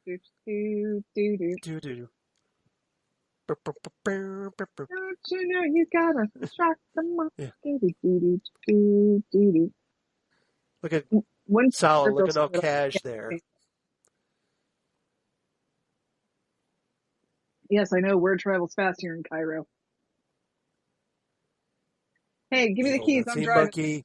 Just Uh-oh. chill, okay? All right, I'm just going to go back in the thing. I kind of wonder if that was Frank Welker doing the voice. That would be so awesome. Frank Welker could do any animal. Right. Oh, look. That's a great shot of his eye right through that window with that All right, Charles, star. I'd like to know a little bit of trivia about me. Mm-hmm. I do not eat fresh dates, I've never eaten dates. but I do not eat them because of this movie.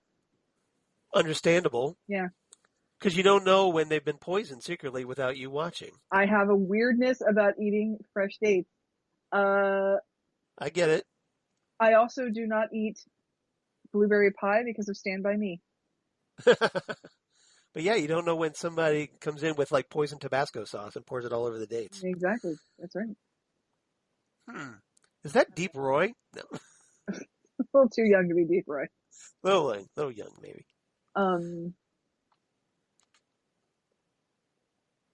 Dates, fresh dates like these, like Madrid Right. dates,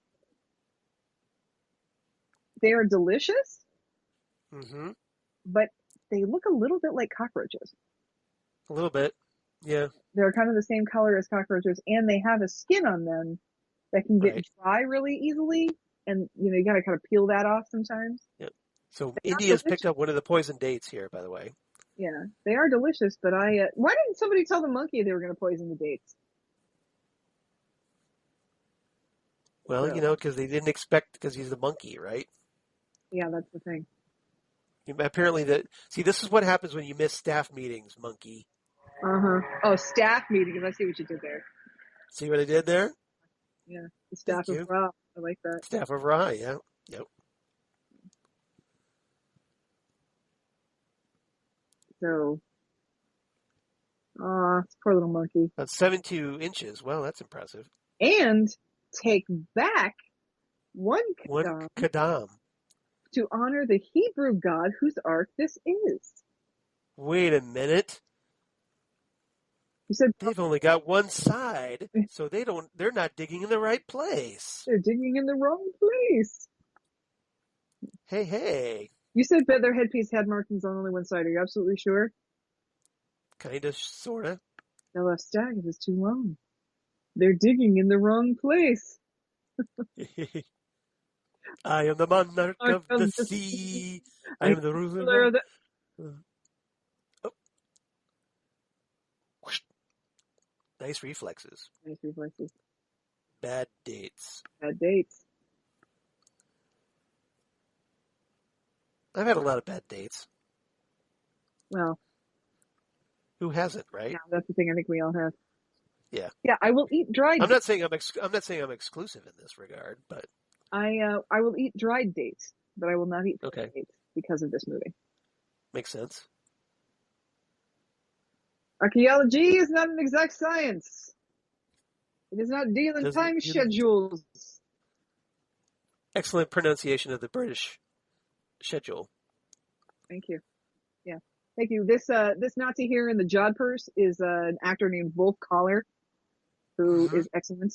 He's been in other things as a Nazi. He's been in some episodes of Mystery, Masterpiece Theater, stuff like that. He's a very good actor. I like him quite a bit. And you get to watch his face melt. That's always a plus. Yeah. Always a plus. Camels. Right. Don't mind us. We're just, walking up here. They told by us to date over ourselves. here for no reason.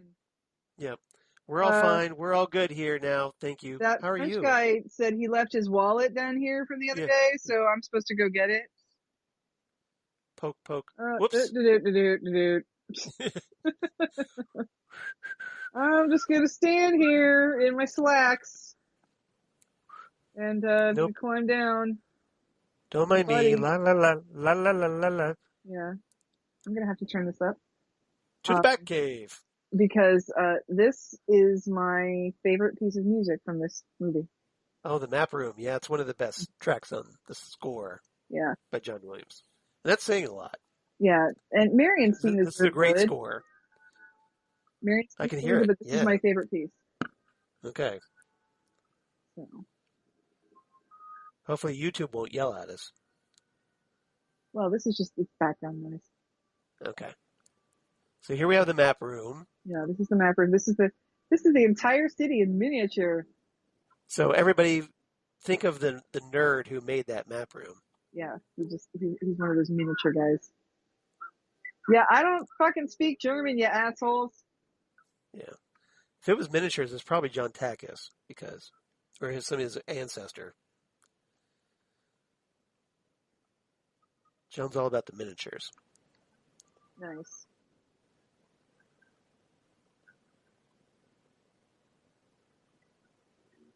Oh, look, archaeology. Yeah, I bet he can't wait till they invent canned air. Yeah. Yeah. Or, like a dust buster. Something. Just the canned air. Just get that out of all of the little pieces. Yeah. Like, all right, yeah, there's the thing. 1, 2, 3. And, okay, 4. and then we got that one, and then we got, here we go. So many holes. So many holes, so little time. That's what she said. Yeah, right?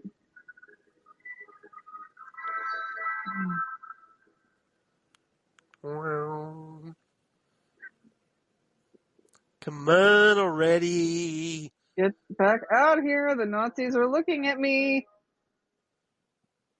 Don't leave me with the Germans. I'm working on it here. Gotta wait for 9 a.m. Pole. Yeah, I love this piece of music so much. I love the shot too, where the map room shows you where it is. So this is a very rapidly descending sun. Yeah. My captions just told me that an otherworldly chorus joins in. Oh, is that what it is? I didn't say that. That's so funny. Oh.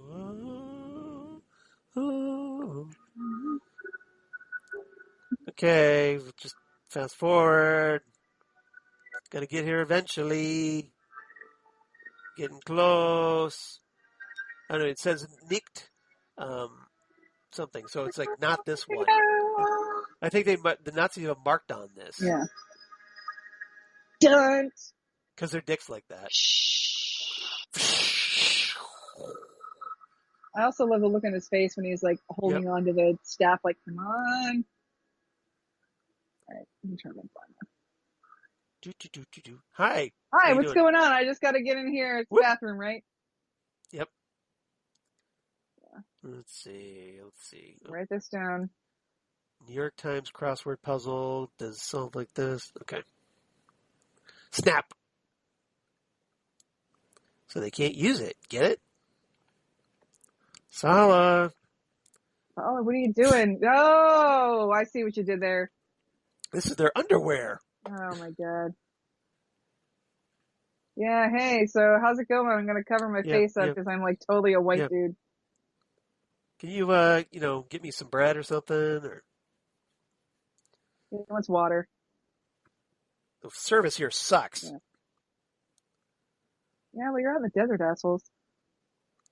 No problem. I'll get you water. You're also Germans in the late 30s. And then who's in here? Oh, hey now. Marion. Hey now. Take your thing off first, dude. Right. Yeah. Kind of, right? Yeah. Kissy. Well, you know. It's like, I haven't brushed my teeth in 5 days. Gotta get me out of here quick. They could be back in a minute. They keep asking about you. What you know? I mean, as much as this sucks, it's not wrong. Right. They're going to be looking for her. Cut me loose. I know where the Ark is, Marion.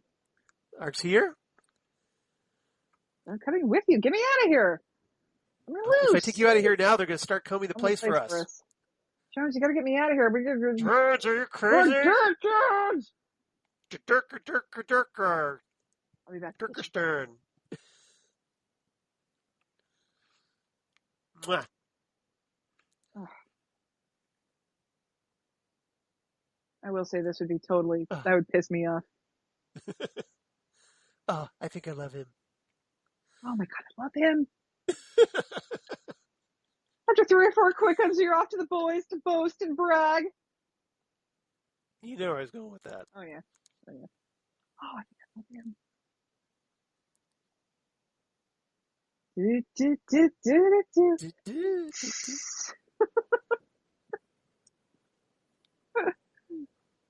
There it is. This neighbor chick is so hot. Oh, God. To think I probably never would have met her if I hadn't bought that telescope on me. So here's Belloq acting like the big shot. Uh-huh. Well, Still. maybe it's waiting in some sort of antechamber. Maybe I didn't buy a counterfeit Right. sun. Maybe I medallion. totally know where we're supposed to dig, even though everybody's digging everywhere. If I'm squeamish, that's not your reputation. It needn't concern you. I'm the perfect man for this kind of work. Oh, this guy. This fucking guy. High five. Right there. Nice scar. Yeah. Also, why don't they just read it off of his hand? Thank you. Yep. Or, here's an idea. Put some ink on his hand and then slap it on paper, and you can make copies. Buckaroo, give me the formula. Yeah, right? Lick, lick, lick, lick, lick, lick. Uh-huh. What is that? It's your hand, Buckaroo. We are hitting all our movies tonight. We're hitting them all. That's great. I would just like to say that this is it is our 10th episode. It is our 10th episode, so yeah, we're kind of celebrating here a little bit. This is the kind of shit that we just quote all the time anyway. Right. Yeah, so. But you see how it's all connected? It all connects in some way, shape, or form. Time to dig! That shovel needs to be golden. He's gonna shovel his way out of the shit. Exactly. I love this shot right here. I do too, yeah. Where he's... The silhouette with the sun behind them. Yeah, it's great. You can help them dig.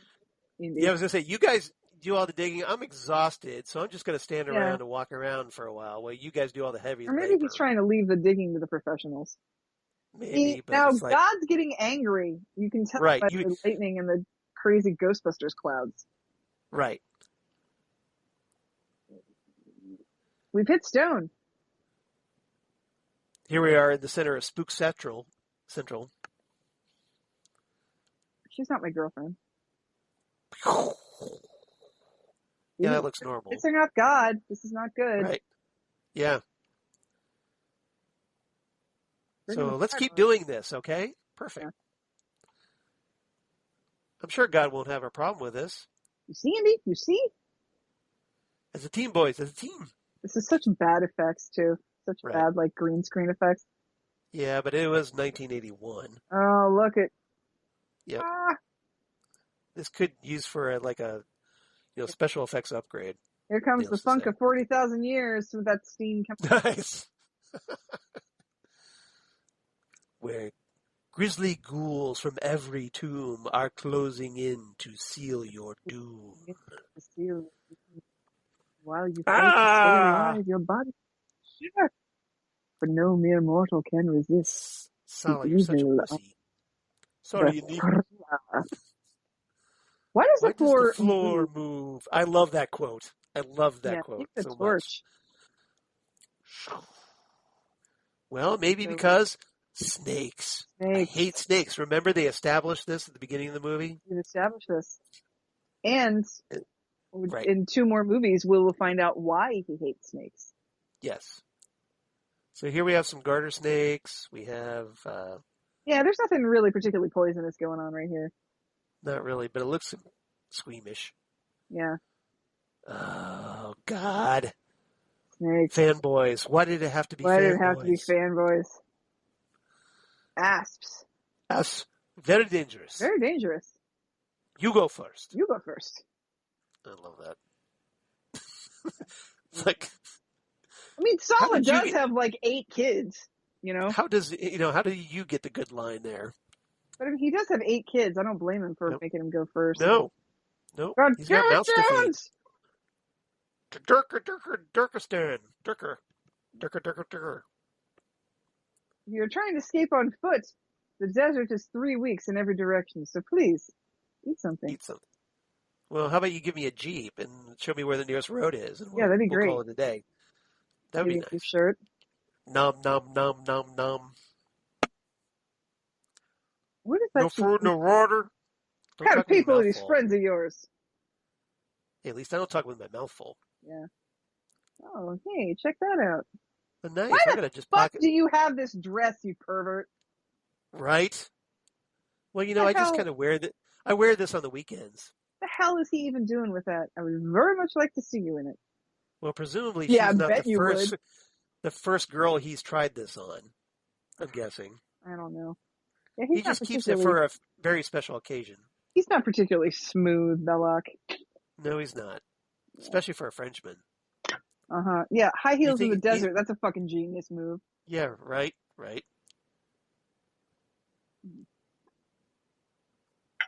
I'd very much like to see you in it. Yeah. Oh, and I'm going to Creeper! Yep. Check out you as you take off your bra in the room. Uh-huh. Yeah, just don't mind me. La, Whatever. la, la. I'm just reaching for the Vaseline. No big deal. I have no loyalty to Jones. It's brought me nothing but trouble. Speaking of trouble, here's Marion. In her fashion show. That dress is stupid. It's not a great dress. I mean, it's a decent dress, but that robe, that rose. Well, and it in the bustle, is dumb. it's trying to create like a bustle effect, but it's kind Something, of yeah, but it's just dumb. Yeah. But to be fair, it's probably like the only dress in the entire area. Seriously, yeah. So it's not like she has a whole rack to choose from. Yeah. All right, here we have a film gaff coming up here real quick. Right.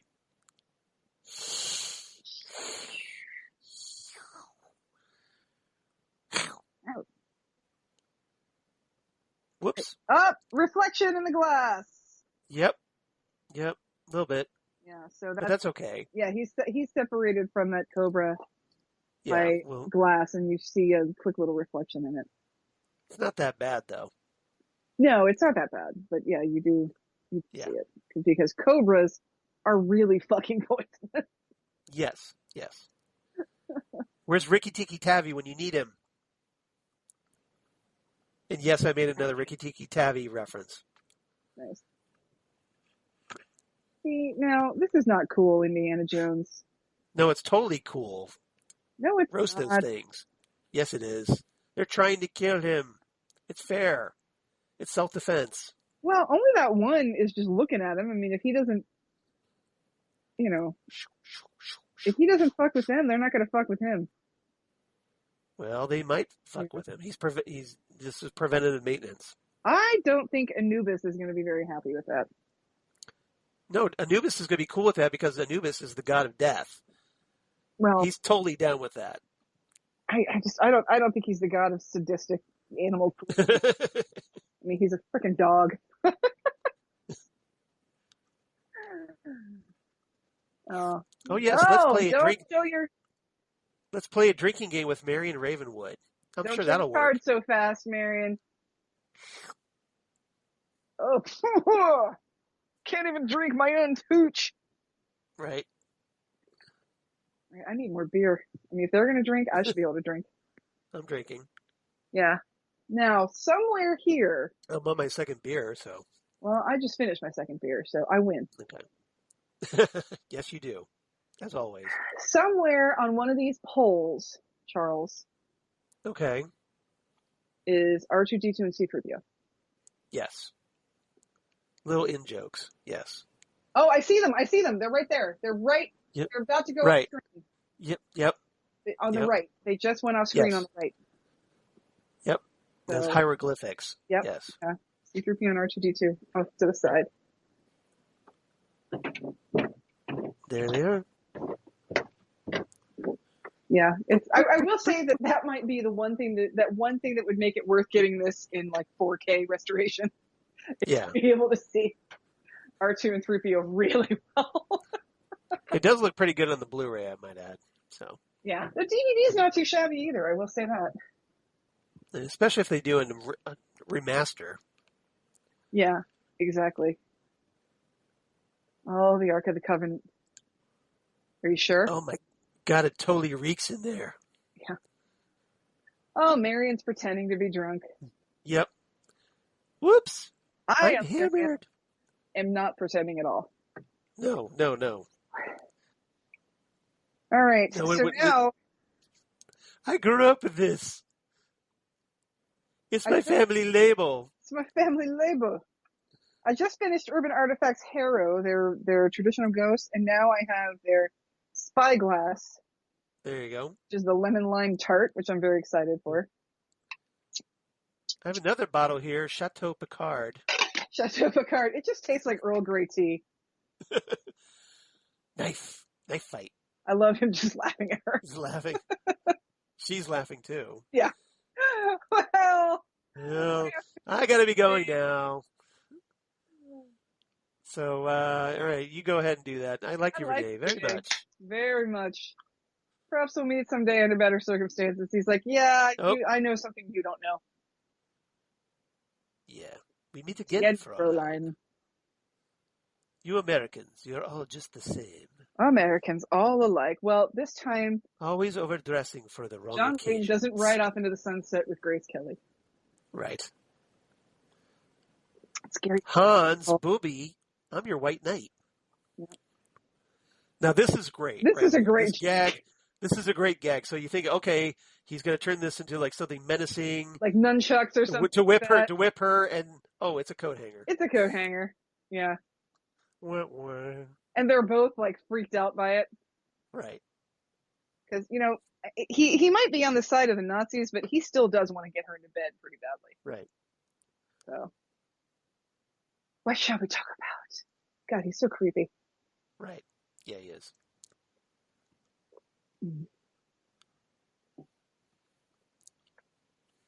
All right. Do we see them again? Or did we get our only glimpses of them? Who? Oh, R2-D2? R2 and 3PO. No, I don't know. I can't remember. I think we just kind of saw what we were going to see. Yeah. I don't think, Okay, if that is made out of solid gold, I call bullshit on this. Yeah, that would be really heavy. I mean, granted, they're both guys, and I don't care. They're very fit. So, yeah, it would be very tough. Especially if it has stone tablets inside, which would make it even heavier. I talked about Goldfinger's car. There's no way the car's suspension would hold the gold body of the car. Same now, thing. Granted, maybe it's just gold plated. What, like it's pewter under there or something? Yeah, maybe. I don't know. Aluminum. Perhaps. Yeah. All right, I gotta go. I gotta go do something, Charles. Entertain our guests while I'm gone. Okay, Moses kind of skimped on the material. So, all right. So they're going to lower or raise, the Ark of the Covenant up. They've got it all nice and crated up. So that's going on. And Belloq is leading the Nazi commander and Tote. And what's that over there? Oh no! What's that digging going on over there? So they're totally busted. And now they're trying to get out of here before the snakes can corner them. So, unaware, of course, that the colonel has called his men. So Sallah gets away, and then suddenly the rope drops. Awkward. Hello, Dr. Jones. Why, Dr. Jones, whatever you're doing, this is such a nasty place. Thank you, my friend, but I think we are all very comfortable up here. Yes, we are all very comfortable up here. So once again, Jones, what was briefly yours is now mine. What a fitting end to your life's pursuits. You're about to become a permanent addition to this archaeological find. Who knows? In 1,000 years, even you may be worth something. Ha ha ha ha. What a dick. Oh, Belloq, you son of a... Yeah. Son of a... I will say, I think this is a nice metaphor for the Nazis, though, that they would Right. use a bulldozer to find a China cup. Right. So here, we're not going to make you alone, so we're going to toss in your girlfriend. But wait, I was gonna rape her myself. I'm Damn totally it, looking you up her dress Nazis. right now. Yep. Yeah. Indy's totally looking up her dress. I do like the shot of the snakes going through the open-toed shoes. Right. Open-toed shoes, by the way, I hate open-toed shoes. Okay. You know, like your toes to breathe? Well, they're just dumb. It's just a dumb style. It's like either be sandals or don't. The girl was mine. I'm Only pretty sure ambition for the fear matters. The girl is hers, Belloq. Yeah, I hate but to I break was it to going to you. have sex later. Ugh. I don't know if it was going to be consensual, but I was going to do it. I'm going to be a virgin forever. Indiana Jones? It's Adieu. you. I love that. Well, It's guess what? You're going to see him again. So it's so freaking ominous. Spoilers. This Like is the great part where that lid closes and she's screaming, "No!" Oh, boom. Poor Sallah and his 10 kids. You got to like Sallah because he cares. You know. I love Sallah. I think Sallah is a great character. He is a fantastic character. I would have loved it. If My God, he this whole place is back full. So of course she thinks his whip is a snake. It's dark in there. The torches are going out. It's like, it's on my hip. Come on. What is this? Where'd you get this from him? What is with you, Jones? Right. Now's not the time to get, jealous. Yeah. Okay. Where the hell were you? What are you doing? Good point, though. He should have taken that bustle off. God, they would have had fabric for 10 years for that. Hey, here's an idea. How about you take your leather jacket off? Oh, wait, you can't do that. Yeah, well, whatever you're doing, do it faster. I like this jacket, so I'm going to keep it. Won't Just burn your dress. What is probably polyester. Well, there was no polyester in 1938. Right. It's got to be it's leather. Totally. No, I'm talking about her dress. Her dress will. Oh, her dress. Yeah. Her dress will burn faster, and that's what they're trying to do. Right. You know what? You guys are showing a lot of disrespect to Anubis here, okay? Well, Anubis isn't really helping him out much here. Well. He is the god of death. So, what do we say to the god of death? Not today. Not today.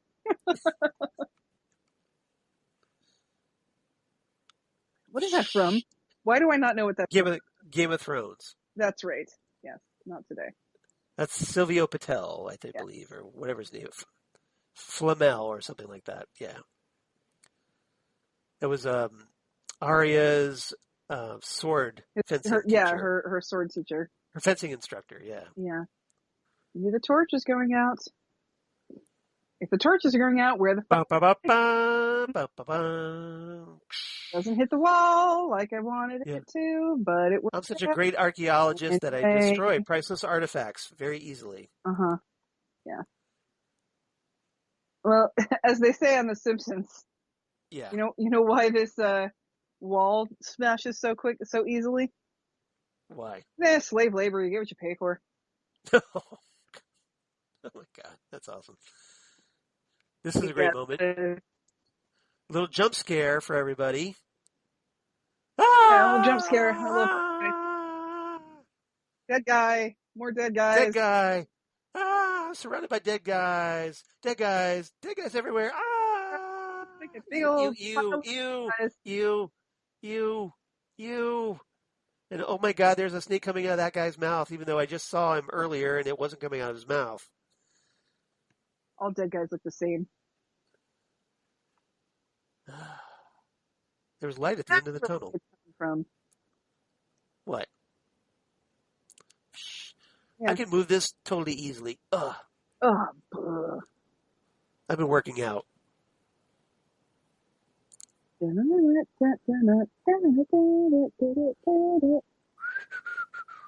mind us. We're just sneaking out of the temple. You just locked us in. I'm just wearing white in the middle of the desert. There's no way you can see me. Well, at least she's wearing white, which is more reflective of sunlight. Yeah, that's true. She'd be in trouble if she was wearing black. He's got to be a lot hotter than, for the temperature than she is in that jacket. Yeah, I mean, he needs that jacket at night. I mean, it gets really freaking cold in the desert, which shocked me as a kid to find that out. Because Right. I think the desert is To like, the Ark. To crime. yeah, when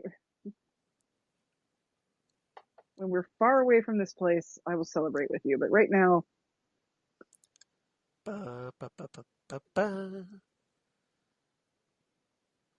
Here's a nice little choreographed moment. Sequence, I should say. uh-huh. So Yeah. he's on the plane dealing with the airplane mechanics. Now he's dealing with the wrench guy, and then some And then, oh, big yeah. dude comes out. Hey, somebody's doing fisticuffs? I'm there. So you managed to get your shirt off. I can get my pugilism on. Because I'm Yeah, we're done with this 1920s wrench here. guy.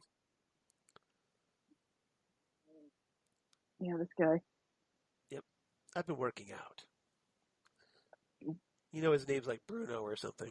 That's funny. I've never seen garbage eat garbage before. Oh man, can't believe I gotta be doing this today. Hold on. Now, Give calm me a down, minute. Rocky. Give I've me a just minute. got this place fixed up. What in the world can that be? What? Oh, your shoe's untied. Right to the nuts. Dirty fighter. Psh. Wobbly knees. Ow. Okay. Look, I'm a lover, not a fighter, so I'm totally going to bite you on the wrist. I like how this guy can get punched in the jaw and feel Yeah. nothing, but if you bite him, he's like. Yeah. I love that shot where he runs up and the guy's arm just Right. whack. It's like, I'm trying to shoot him, okay? Hans. Booby. You want to move? Booby. All right, good job, Marion. Uh-oh. But you knocked him out and he started the plane by accident. Because Spielberg. Oh, now you're locked in. It's just Yep. like an episode of Amazing Stories. Oh no, what a predicament. Now, if this was an actual movie serial, we'd be cutting to the credits by now. Come back next week. I'm back next week to see how Indiana and Marion get out of this one. Exactly. Next week on Indiana Jones, the journey continues. Oh, and we've cut the gasoline. There's all of our gasoline. Tank. Yep. Now, let's see. A plane spinning around, gunfire, and gasoline. I wonder how this is going to turn out. It's not good. Not good. Nope.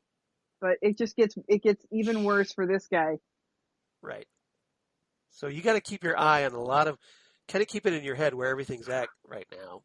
Uh-huh. See? Yeah. There's a lot of things in play here in this whole sequence. You're celebrating way too quickly, buddy. Right. Black smoke. That looks promising. That can't be good. Whoa, back up. Okay, how do I get on this thing? Oh my God. Okay, so here we have the gasoline spilling everywhere. Marion. Yeah, that'll wake you up. Or is that jet fuel? I can't tell. It's jet fuel. If you passed It's probably out jet fuel. and woke up in a river of jet fuel, you'd wake up immediately. Probably, yeah, because it's concentrated, right? Uh-huh. Yeah. It smells. Yeah, a little bit. It smells bad. 1, 2, and he's just enjoying this. He doesn't care what the hell's going on. Yeah. Takes a couple of good punches, and Indy keeps getting knocked down. But wait, don't turn around. Wait a minute, what? What? Ah! Got to earn that PG rating somehow. Seriously, hurry up, because the fire is going to get to us like in about 3 seconds. Pew. You shot me, you a-hole. Come on. Run away. Run away. Okay. Keep running. There goes their plane. Put it on the truck. Fly out of Cairo. So that happened. That happened. Truck? What truck? Good. What's a truck? It flies like a truck.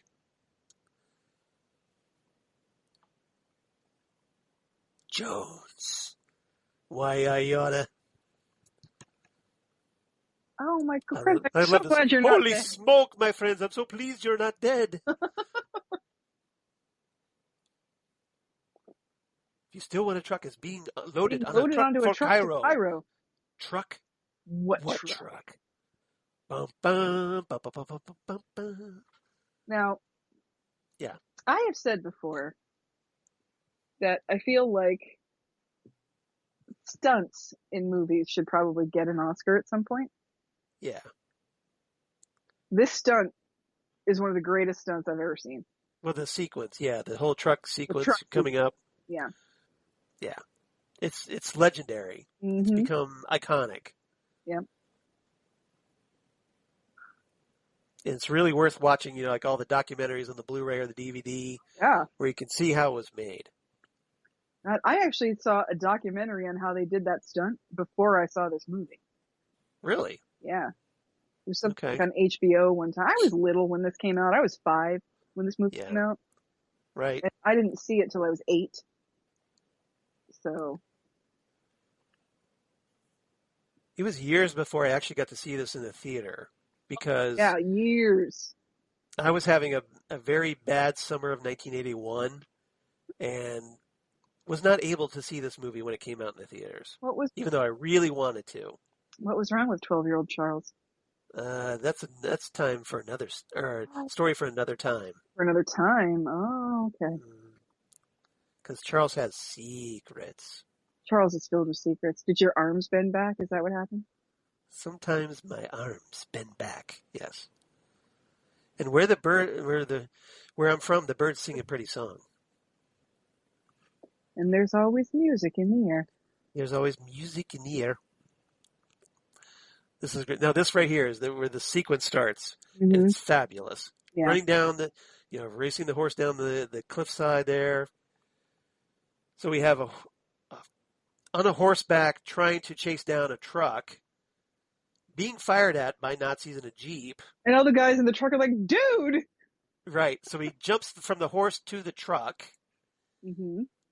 reaches in, pulls out one guy. Gets that guy out. Pulls him down. Sucks to be you, guy. And then attacks the driver. And then, yeah, this is probably Punches a him bad in the idea. face. Yeah. It's not the most, well thought out plan, but it's a plan, I guess. And then just slams on the brakes, uh-huh. causing the Jeep to crash into the truck. Guy goes flying under the hood from the back, establishing that there are guys in the back. Yeah, there's dudes in the back. Right.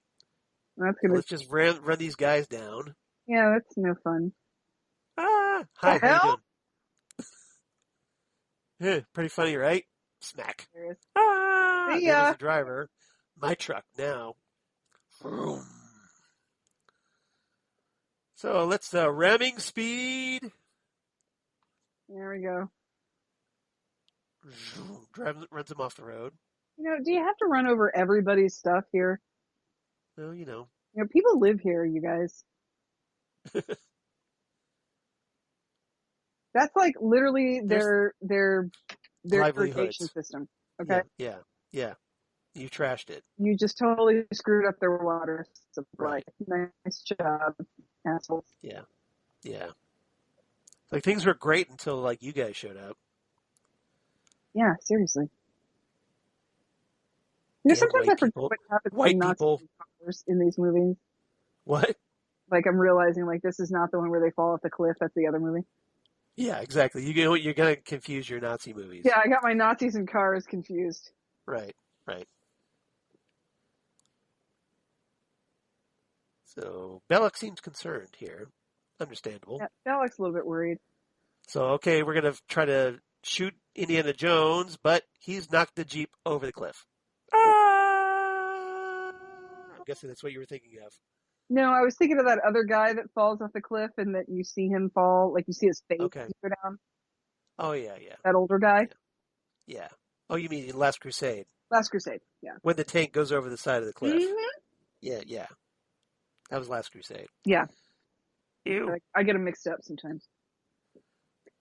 Either way, it's Toonsis, no! Toonsis, the driving cat. The cat who could drive a car.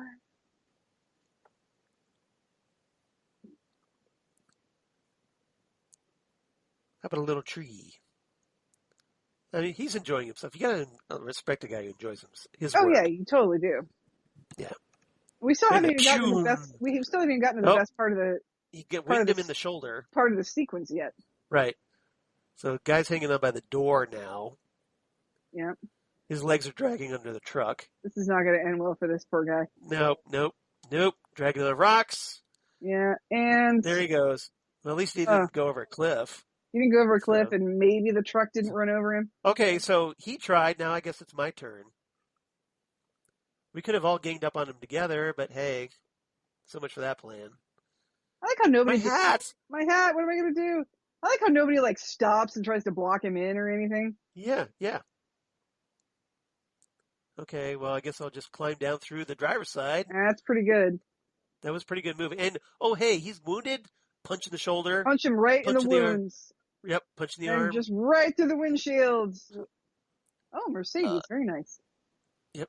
Stupid hood ornament. Oh, you get to keep that, though. Yep. That's going to look good on a necklace. Yeah. That would be classy. That'd be good for my rap video. Paul Hogan. All right, so now we know what the plan is here. Yep, ramming speed. Okay, now I'm going to ram Indy into the back of their truck, but this right here is what I'm talking about when I say this is one of the greatest stunts in the history of stunts. This is amazing. So they dug this trench under the truck. Uh-huh. And so that, the person could slide under there and not get run over. And then he has to reach out and grab the rope on the end of it. Yep. To pull himself back to the truck. So it's an iconic stunt. Yeah, it's fantastic. And then he climbs through the holes in the truck to get back into the cab. Whoa. Yep. Payback time. Face. Boot to the head. See, what did you do to me? One, did you throw me out the front? Is that what happened? 3. Do the pile driver. Pile driver. Yeah, so there's nothing for you to grab onto anymore because I took all of it. So now, who gets to ram who into the back of the truck? And he got run over. Yeah. So now, Ba-ba-bum. Bum. Now I'm gonna close in on the bad guys. Yeah, exactly. None of these bad guys have a gun. I mean, apparently not. Yeah. Sunday driver. Owie.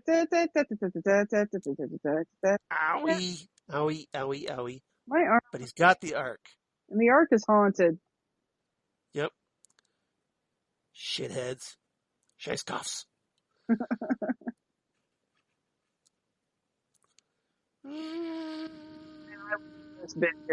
Secret Batcave. Secret shop. Sneaky. Very sneaky. Very sneaky. We're going to pop wheelies next. Woo! Fish. Not too young. Doing fishtails. Right, but very sneaky. Hey, you want some melons, buddy? Hey, wasn't there a truck around here? Where's the truck? I don't want your damn melon. We totally fooled the Nazis. Yay!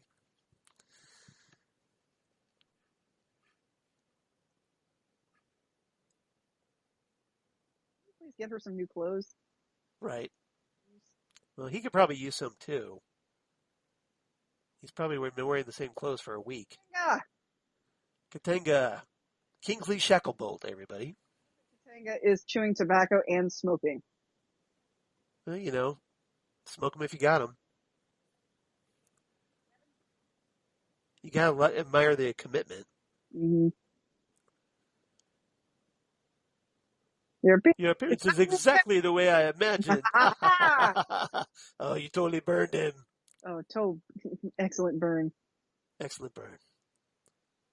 Hugs. Look out for each other. I am already missing you. I love that line too. I know. I think that's so sweet. I love Sallah. John Rhys-Davies totally delivers that in a fantastic way. Sallah, this is for fire. This is for your children. This is for your children. This is for you.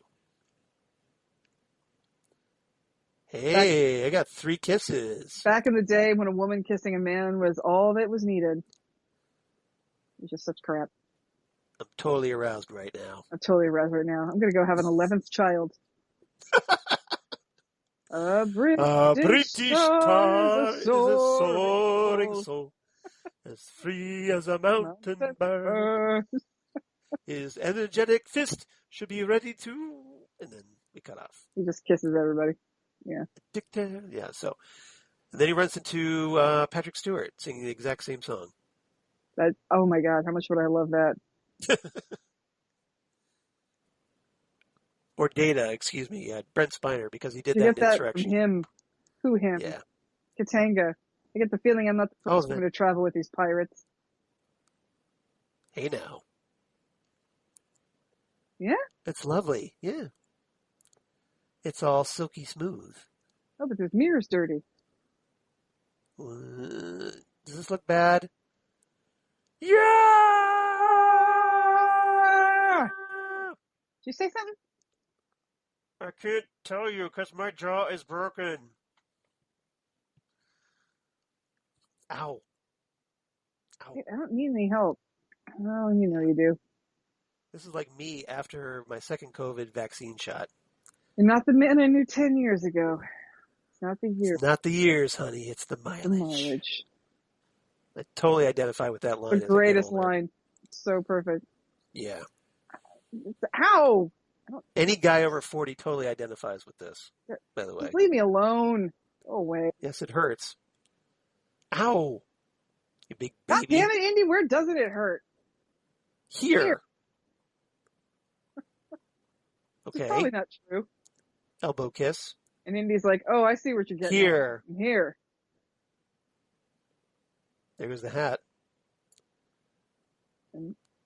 Okay, that's not so bad. Here's not too bad. Here's not... Yeah, this isn't too bad.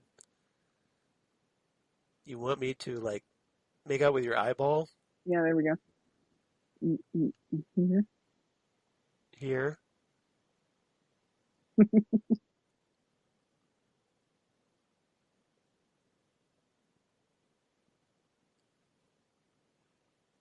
Ah, young love. Oh, Venice.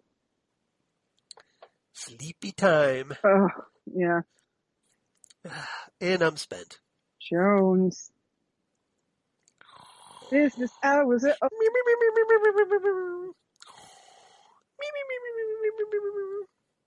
never seem to get a break, do we? Uh-oh. Even the rats. These rats are totally going to be tripping right now. These rats are freaked out by the wrath of God from being wrapped up in this Nazi box.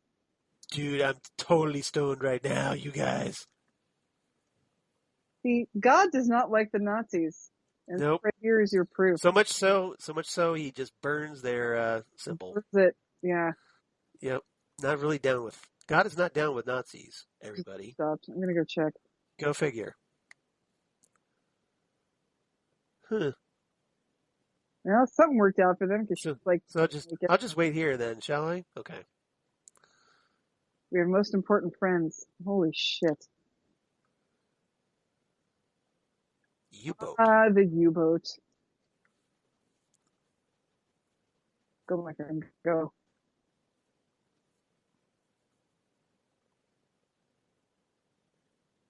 Yeah, the German U-boats, they were quite ingenious. Yep. Go, evil Nazis. Don't you touch me. Well, yeah, it's like, look, I'm touching you. I'm touching you. See? God doesn't like your stupid Nazi crap. God is not down with Nazis, no. No, Look, don't ask me to participate in your stupid crap if you don't like the way I do it. Yep. Take note, Q conspiracy buffs. Mm-hmm.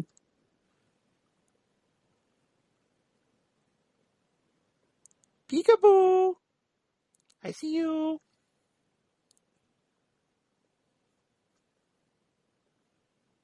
We'll see her again. Hey, now. He's kind of the perfect Aryan specimen, isn't he? Right. What about Jones? Jones is dead. I killed him. I killed him. He was of He was me. no use to us. Girl, however, has certain value where we're headed. So bring a nice prize.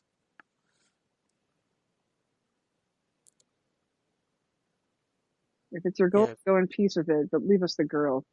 We'll reduce our loss on this trip. Yeah. Savage. Needless to say, the Nazis not really down Who with the a fuck are you to black judge, captain. okay? Not that I'm Right. into human trafficking or anything like that, but Right. glass Right. houses Nazis. Yeah, pretty much. Yeah. But this is the thing. They didn't see themselves as the bad guys. They saw themselves as the good guys. Mm-hmm. Well, they were Even wrong. though they were wrong, yes. Yeah.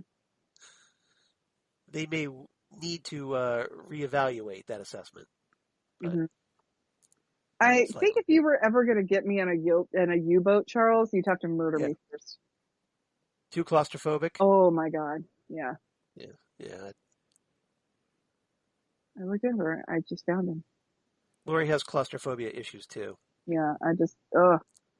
Yeah. That and acrophobia. She's acrophobic almost for very high places. Oh, me too. I'm definitely acrophobic. Yeah. I don't know if you've ever seen the movie Das Boot. Have you ever seen it? I've heard of it. I've not seen it. Well, it's Jürgen Prochnow, so it's definitely worth it. Right. And it's a fascinating movie. Hey, you got on the ship. Yay! Yay! Shut up, you guys. Shut up. They don't know I'm here. Zip it, you a-holes. Yeah. The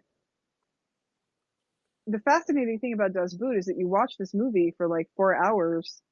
Right. And spoiler alert, it doesn't end well for them. Of course. And you like kind of feel bad. And then you go, wait a minute, these are German guys. I should not feel bad for these guys. No. But, yeah, oh man, makes you feel very claustrophobic watching it. Now, I do have to say. Meanwhile, GOP headquarters. Yeah, seriously. I love the fact that these Jewish guys have to sit through this Hebrew ceremony.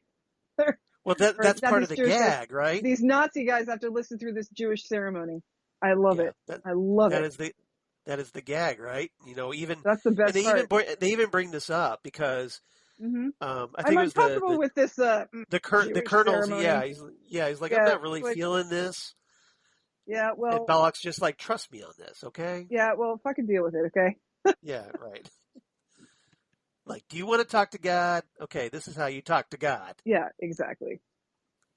You do know that God's son was Jewish, right? You know that. Mm-hmm. Yes. Nick and I like to point that out every so often. Uh-huh. Yeah, we could have totally been like, just bad relationship. We could have been totally dysfunctional, but I am getting way too fat. A million Nazis and I have to kill one smaller than my sister. Right. Thank you. Hey, what's up? Hey. Warum schläfst du? So what he's saying here, the German guy is saying, why are you sleeping? Yeah. What are you doing? Why are you? Yeah, you got. Thanks. This hat will fit me. And now I have a hat. Yeah.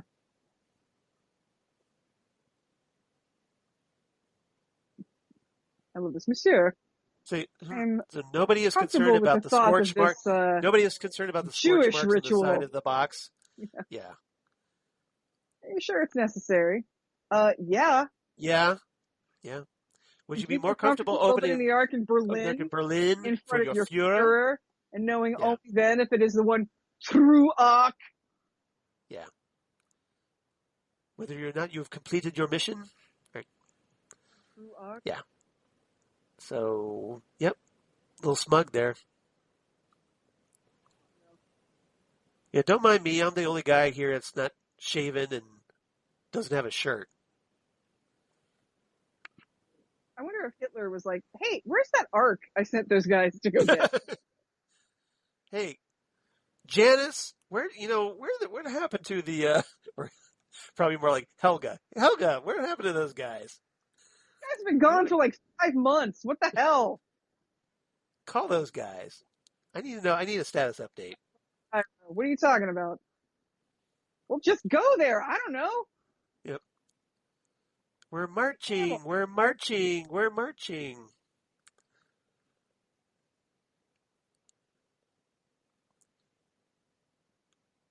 Hi-ho. God, this is Hi-ho. hot. I totally need some sunscreen. Yeah. Don't mind me. I'm just a wacky soldier in the back. What's in the back? Don't mind me. Whoops. Whoop, there we go. Oop, dart in your neck. I love that. That's so great. Gets me every time. It does. And now I have the rocket launcher. Uh-huh. Bazooka. Bazooka. Hello? Hello. Jones. Jones! I'm going to blow up the Ark, René. Yay. Get back. Let go, you guys. Got a fly in my lip. Mercenary is a bad Tasty. name. So that scene here, he just ate a fly, by the way. Belloq did. He did. He just ate a fly. Yep. That depends on how reasonable we're all willing to be. Hey, All I want is the girl. Yep. You could call her a woman to start with. Yeah. Great. Yeah, right. Then your Führer has Führer no has prize. no prize. Yeah. All right, stand back. All of you, stand back. Get back. Okay, Jones. Blow it up. You win. Blow it up. Blow it back to God. Blow it back to God. Zuruk. Zuruk. Yes, blow it up. Blow it back to God. Okay. Life is And at that moment, he should have fired. archaeological relics. Yes. Inside the Ark are treasures beyond your wildest aspirations. You want to see it open as well as I. Yeah, see, he's playing to his archaeological curiosity. We are simply passing through history. This is history. It is history. Yeah, well. I don't know. I'm going to say by the fact that God tried to burn it, that maybe God's Right. like, yeah, dude, blow it up. Yeah. Do the bazooka thing. Right. I'm pretty sure he'd be cool with that.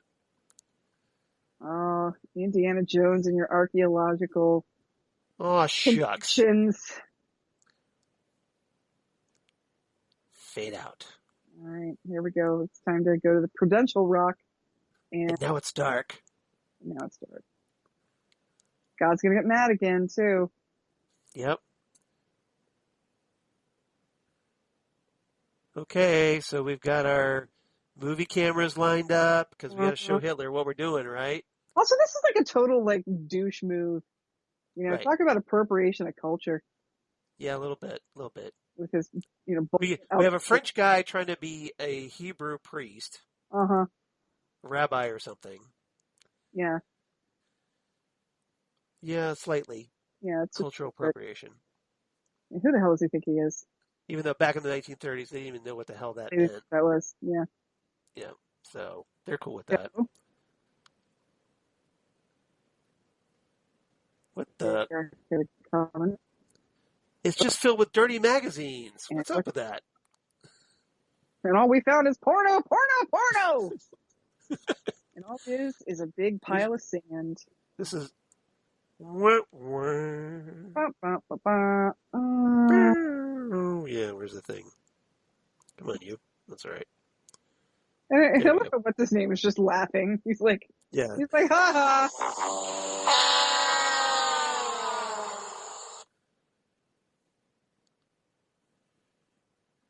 Wait a minute, this wasn't what I planned. Sand angry. And then all of a sudden things get really kind of poltergeist here. Yeah. Mm-hmm. Turn off all this. Everything's all sparky. I said no cameras. Okay, who plugged in the radio?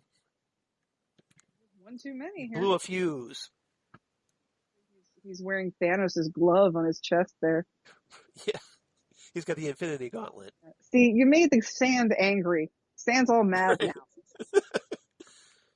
That's some pissed off sand right here. 30,000 years is coming out to get you. Okay, turn on the fog machine, Starting to ice get there. machine, dry ice machine. Don't look at it, man. Marion, don't look Whatever at it. you do, shut your eyes and don't look at it no matter what happens. It's so pretty. I can't help it. Beautiful! It's beautiful. Look at the giant eyeball and the things that are standing there. Yeah, this can't. You Yeah, guys this can't be seriously good. can't think this is going to be good. So at this point, you should be rethinking what you're doing, right? Mm-hmm. You should kind of dial it back, put the lid back on, right? Yeah. It's beautiful. Yeah, he's suspicious. He's like, okay, and here we go. Say, And hey, it's a pretty chick. oh, Oh no, she turned into. no! Ah! Ah! Oh. Keep your eyes Keep your shut. eyes shut. So And here it, we have, suddenly this becomes an extremely gifable moment. yeah. So here we have the wrath of God just shooting Shoom, shoom, shoom. through all of these. I love this shot. The Nazis with eyeballs, and then then all the holes in their stomachs. I love it. And right now, Guillermo del There we Toro is go. getting the idea for Hellboy Yeah. watching this movie. Yeah. There we go. Melting face. And then Belloq just blows up like scanner style. Right. So great. Scorched Now- earth policy. And now the wrath of God is going to scorch the earth and the Nazis, and Yep. it'll be like Reverse the film. Reverse the film. It'll be like they never were there. Go up into the heavens. And, Although why Nazis would be going to the heavens, I have no idea. and that's why they just come right back down. Yep. It's like, I just want to see this thing in the air. So Yeah, just yeah, okay. Okay. Clouds open, clouds close. We're just gonna send you to the ark of the purgatory. Doom. Thud. I think we're done, and I think our So, hands. hey, look, we don't have Yeah. bonds anymore. We're not tied up anymore. Not sure the hell we're gonna get out of this desert, but Right. This island. mm-hmm. They're on an island, remember? We're on a desert island. Yeah, literally a desert island. Yeah. All right, what do we do? Okay, we're here alone. It's kind of a nice night. Yeah, not now, Indy. Yeah, there's the ark. Okay, there's also only two of us now. I don't know how the hell we're going to carry it out of here, but all right. Right. Do you know how to pilot a sub? Because I don't know how to pilot a sub. Dude, I can barely drive a truck.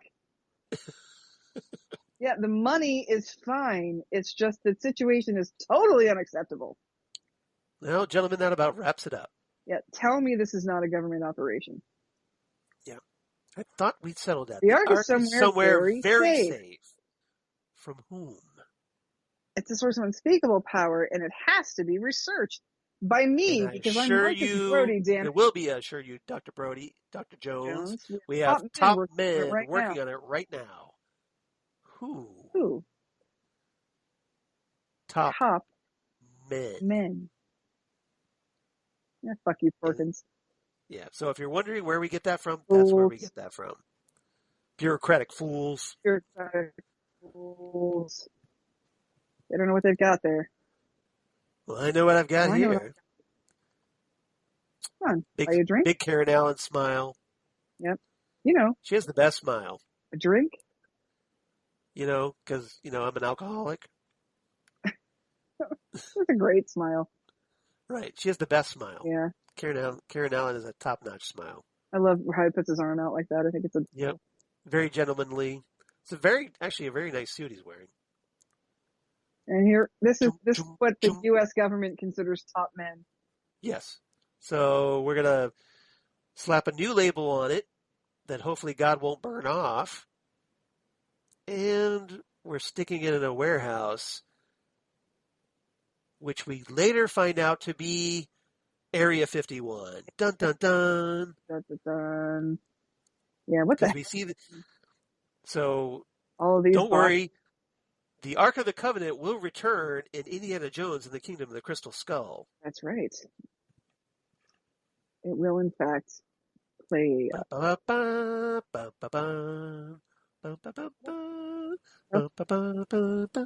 Bum, ba-dum, bum, bum, ba-dum. Assistant to Mr. Spielberg, Kathleen Kennedy. I wonder what happened to her. Oh yeah, she kind of left the business, didn't she? Yeah, something like that, or took over Star Wars. Took over everything. Yeah. Yeah, Kathleen I Kennedy. guess it pays to be Steven Spielberg's assistant. Yeah, she went places. Yeah. That was some pretty good career moves she made. Yep. So that's our movie, everybody. That's our movie, everybody. Hope you enjoyed it as much as I did, because I love this movie. I love watching Raiders. It's always awesome. I never get tired of this movie. I could watch this over and over and over again. And I do because, hey, Paramount always airs it on their cable channel. Constantly, yeah. It's like, oh, is it Easter? Time to watch Raiders. Is it a day ending in Y? Time to watch Raiders. Oh, look, it's a Sunday where there's sports on every other channel. Time to watch Raiders. There you go. So, Channel 46 here in Columbus on Spectrum. YouTube TV doesn't have channels. Oh, okay. Yeah, they just have like a grid of networks. Okay. So that's our movie. So, what's your rating for this one? Oh, or do I have to actually ask this one? Yeah, my rating for Raiders is for sure it's a 9. It's a 9 out of 10 family recipes. Family labels. Very good. Yeah, family labels and booze. Well, like I said, it's one of my all-time favorite movies, so I'm giving it a total 10 out of 10. Wow, a 10! So this is like my highest rating, I think, that I've done so far here on Drunk Cinema. 10 out of 10, Evil Nazi Monkeys. Evil Nazi Monkeys, that's a good one. Yeah, so really enjoy this movie. Like I said, it never gets old to me. I just, it's great from beginning to end. Mm-hmm. And, I can't stop watching it. Can't stop loving it. It's just so fabulous. Yeah. So we actually do have some drunk mail, everybody. Nice. Yeah, we have not one, but 2 letters from Dave Proctor. Thanks, Dave. Who is one of our regular writers, feedback providers on Next Stop Everywhere, the Doctor Who podcast, and also the Phantom Zone podcast. Well, that's good because I'm going to eat a jelly baby while you talk about what Dave said to us. There you go. So you go ahead and eat jelly babies. So now that I can be very jealous because I don't have jelly babies handy. Jelly babies. Yep.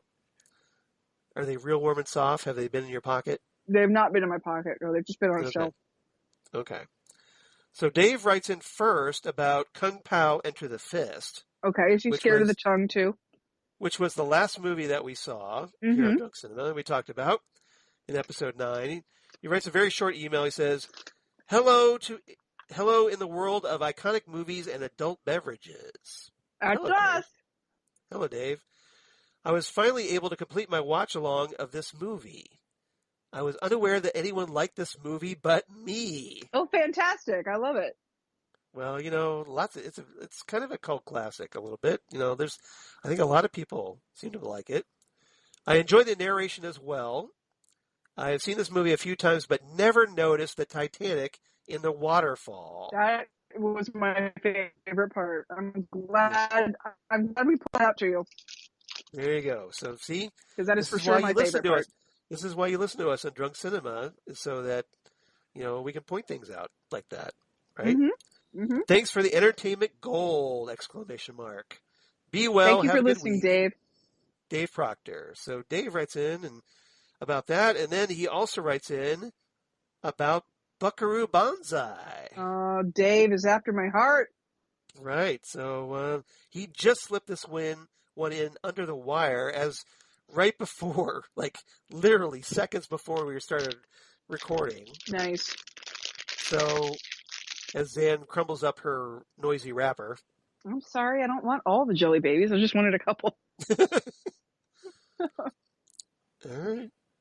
So Dave writes in about Buckaroo Banzai, says, Greetings, Zan and Charles. Greetings, Dave. It's been so long since we've heard from you. I know this email is out of order, but I have never seen this movie before, and I knew it was a geek favorite.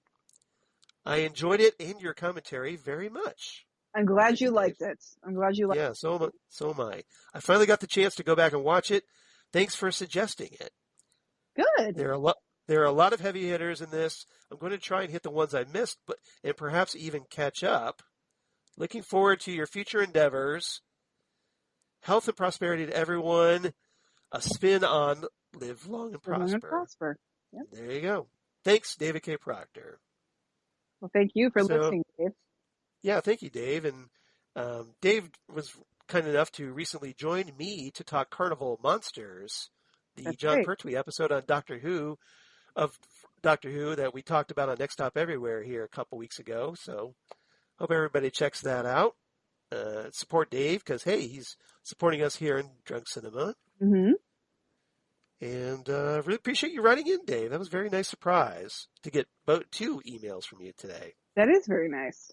So that's awesome. So if you want to be like Dave, and please do, write to us at drunkcinemapodcast@gmail.com. That's drunkcinemapodcast@gmail.com. You find us on Twitter at drunkcinemacast on Twitter.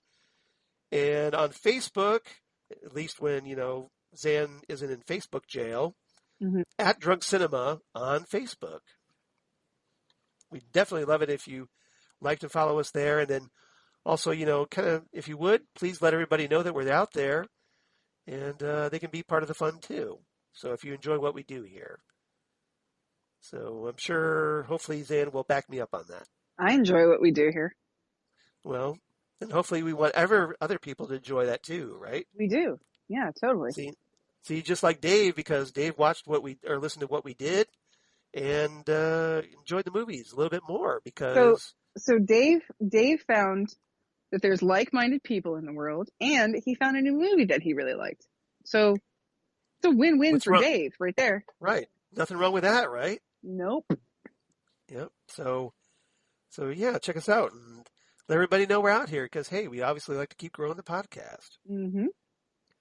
So, Zan, when you're more sober, where can they reach you out there in the interwebs? Well, I don't know how often I'm more sober. Yeah. Okay, well, then that sounds like a personal problem. That sounds like a personal problem, yeah. Yeah. I'm on Instagram. I'm not judging, by the way. And the Twitters as Udinax19. Yeah. And I am sober when I discuss Oscar-winning movies with our friends DJ Nick and Rachel Friend. When we talk Gold Standard, the Oscars podcast. And I am sober when I talk all things David Lynch and all things Twin Peaks tangentially related with you, Charles, on Ghostwood, the Twin Peaks podcast. There you go. What about you? Where can they find you? Well, of course, me at Charles Skaggs on Twitter, at Charles Skaggs on Instagram. In Facebook, of course, Charles Skaggs in Hilliard, Ohio. And my blog of the geeky things. Damn good coffee. And hot. Damn good coffee and hot, where I talk about all the stuff we talk about here on Drunk Cinema. So, hey, Indiana Jones movies, or Star Trek movies, or James Bond movies, all kinds of comic book sci-fi news of my other podcasts they do for Southgate Media Group. Including, the aforementioned Ghostwood, the Twin Peaks podcast, where right now Zan and I are going through the 3 episodes of Hotel Room, the 1993 David Lynch project that was on HBO. And then coming up, I'd say after that we have to really decide because after we finish these 3, that's going to be our 100th episode. So we probably should plan something for that, right? Yeah, we should do something. We should start thinking about that. So I'm just going to put that out there. And then Next Stop Everywhere, the Doctor Who podcast, where, like I said, you can find Dave, who writes in very regularly to that. Mm-hmm. Right now, unfortunately, my partner in time, Jesse Jackson, is having some serious health problems right now. He's going to have surgery here in about a couple weeks. Yeah. So, and I'm sure Zan will back me up on this one, that we obviously want everybody to please keep Jesse in your thoughts, him and his family, as they're going through this obviously very stressful time. We want Jesse to get through this surgery, and then we'll have to see what happens next because, he's apparently has this 5-centimeter mass in his stomach, and there's concerns that it might be stomach cancer. but the original tests were inconclusive. Mm-hmm. So we kind of have to see what happens after the surgery, after they remove that mass. So I am test it. choosing to believe that once we get the mass out of him, he's going to be totally fine. I certainly hope That's so, my because theory, and I'm sticking to it. we all want that to be benign, right? We don't want Jesse to have to go through chemo again. No, we do not. No. So, because chemo sucks ass. So everybody, like I said, please keep Jesse in your thoughts, and by sheer force of will, let's will him into better health. Yes, That's absolutely. you. Yes. All right. Let our positive healing thoughts make this the most benign thing anybody's ever seen. Because if nothing else, we need him back on Next Up Everywhere talking Dr. Yeah, Who we and do. Torchwood. Yeah, we do. So, You guys want to talk about Bruce Springsteen, right? right? So there you go. That. You got to have Jesse around for that, right? Yeah, you need that. All right. And then last but certainly not least, the Phantom Zone podcast they do with DJ Nick, friend of the podcast, the guy who does the very spiffy introduction of each of our Drunk Cinema episodes. Mm-hmm. Yeah. Yeah, so he and I right now are going through the Netflix series Jupiter's Legacy based on the comic book series, the Image comic book series. Mm-hmm. And right now we did the first episode. We're doing 2 episodes a week as we try to fill the gap between now and when Loki premieres on Disney Plus. Right. So we're doing 2 episodes a week of that. We're going to do episodes 3 and 4 tomorrow, and we'll be halfway done of this first season of Jupiter's Legacy. And it's been a very interesting discussion. At least our first one was, because discussing the issues raised of whether Golden Age superhero, the attitudes of like not wanting to kill bad guys is still relevant here in the 21st century. Right. So, and there's been a lot of very interesting 1920s setting flashback scenes that are very relevant to the modern day scenes, and it's been pretty interesting so far, and pretty good cast. Shaky special effects. Okay. But little iffy on some of the fight scenes, but by and large, it's been a very interesting character drama. Nice. And I'm hoping these next 3 episodes will be just as interesting for everybody. So please check it out. All right. Good. So that's all that we have for our shameless plugs. So next time on Drunk Cinema, episode 11, as at long last, hopefully, as long as everybody's feeling up to it, and can get their time off from work and whatnot. Episode 11, we're going to finally discuss Clue, the 1985 murder mystery film based on, yes, that board game for Parker Brothers. Mm-hmm. And joining us is going to be our very first special guest host, Christine Peruski, who's an avid listener, great supporter of ours. Exactly. We got to know Christine on Next Stop Everywhere, and she's been a lot of fun. She's become very good friends with all of us. So she's been wanting to come on Drunk Cinema and drink and watch movies with us, and this is what we're going to be doing. And I think it's going to be a lot of fun for everybody. I think so too. I think it's going to, because to make a long story short, too late. Clue is a fantastic movie. So. Exactly. No, Christine was kind enough this past week to actually mail me a copy of the DVD. What? Wow, that's cool. Yeah. So it was very nice. I didn't expect it because I was just going to use Amazon Prime and watch it off of that. That was nice of her. But now we don't have to rely on Amazon Prime's iffy editing skills. Yeah, that's true. I will say, you being on a Blu-ray and me being on a DVD, we stayed in sync. Right. Yep, that's true. I don't know what the hell. Yeah, something's going on fishy with Amazon Prime, I think. A little bit. I think so. But we don't have to worry about that now because, hey, Christine, hooked me up with a DVD. And you're just going to be... That's a used one, but that's okay. I'm cool with that. You're going to be glad you own Clue because you're going to want to watch it over and over and over again now that you have it. Yeah, I've never seen this movie, so this is brand new to me. Mm-hmm. So it's going to essentially, I think, Xanon and Christine going to be educating me on this one. Yep. And you're gonna enjoy it. It's got great. And getting lots of peer pressure about my drinking, probably, in the process. Mm-hmm. Knowing Christine and Zan as I do. All right. So, Zan, I really enjoyed talking this movie with you. I'm really glad that we kind of finally got to share this movie together. Me too. I love Raiders. This was fun. And I drank 3 beers, so... I did too. I should eat something. Not a jelly baby. I'm kind of at an advantage here on this one because I usually have my Five Guys Fridays before we do That's the podcast. right. You do. You get a nice, So that kind of helps, I think, to have a full stomach. Literal meat and potatoes meal before you... Well, you know what? I am Irish. It kind of comes in, that's the territory, right? Yep. Meat and potatoes diet. So with beer later in the evening. So. Yep. All right. So everybody, thank you so much for listening to Drunk Cinema. Had a great time. Come on back next time, episode 11. Clue. Christine Peruski is going to join us, and this is something I've been looking forward to, and I think it's going to be a lot of fun for everybody to hear 3 of us review this movie and discuss it. So we'll see you next time right here on Drunk Cinema. Bye, everybody. Down.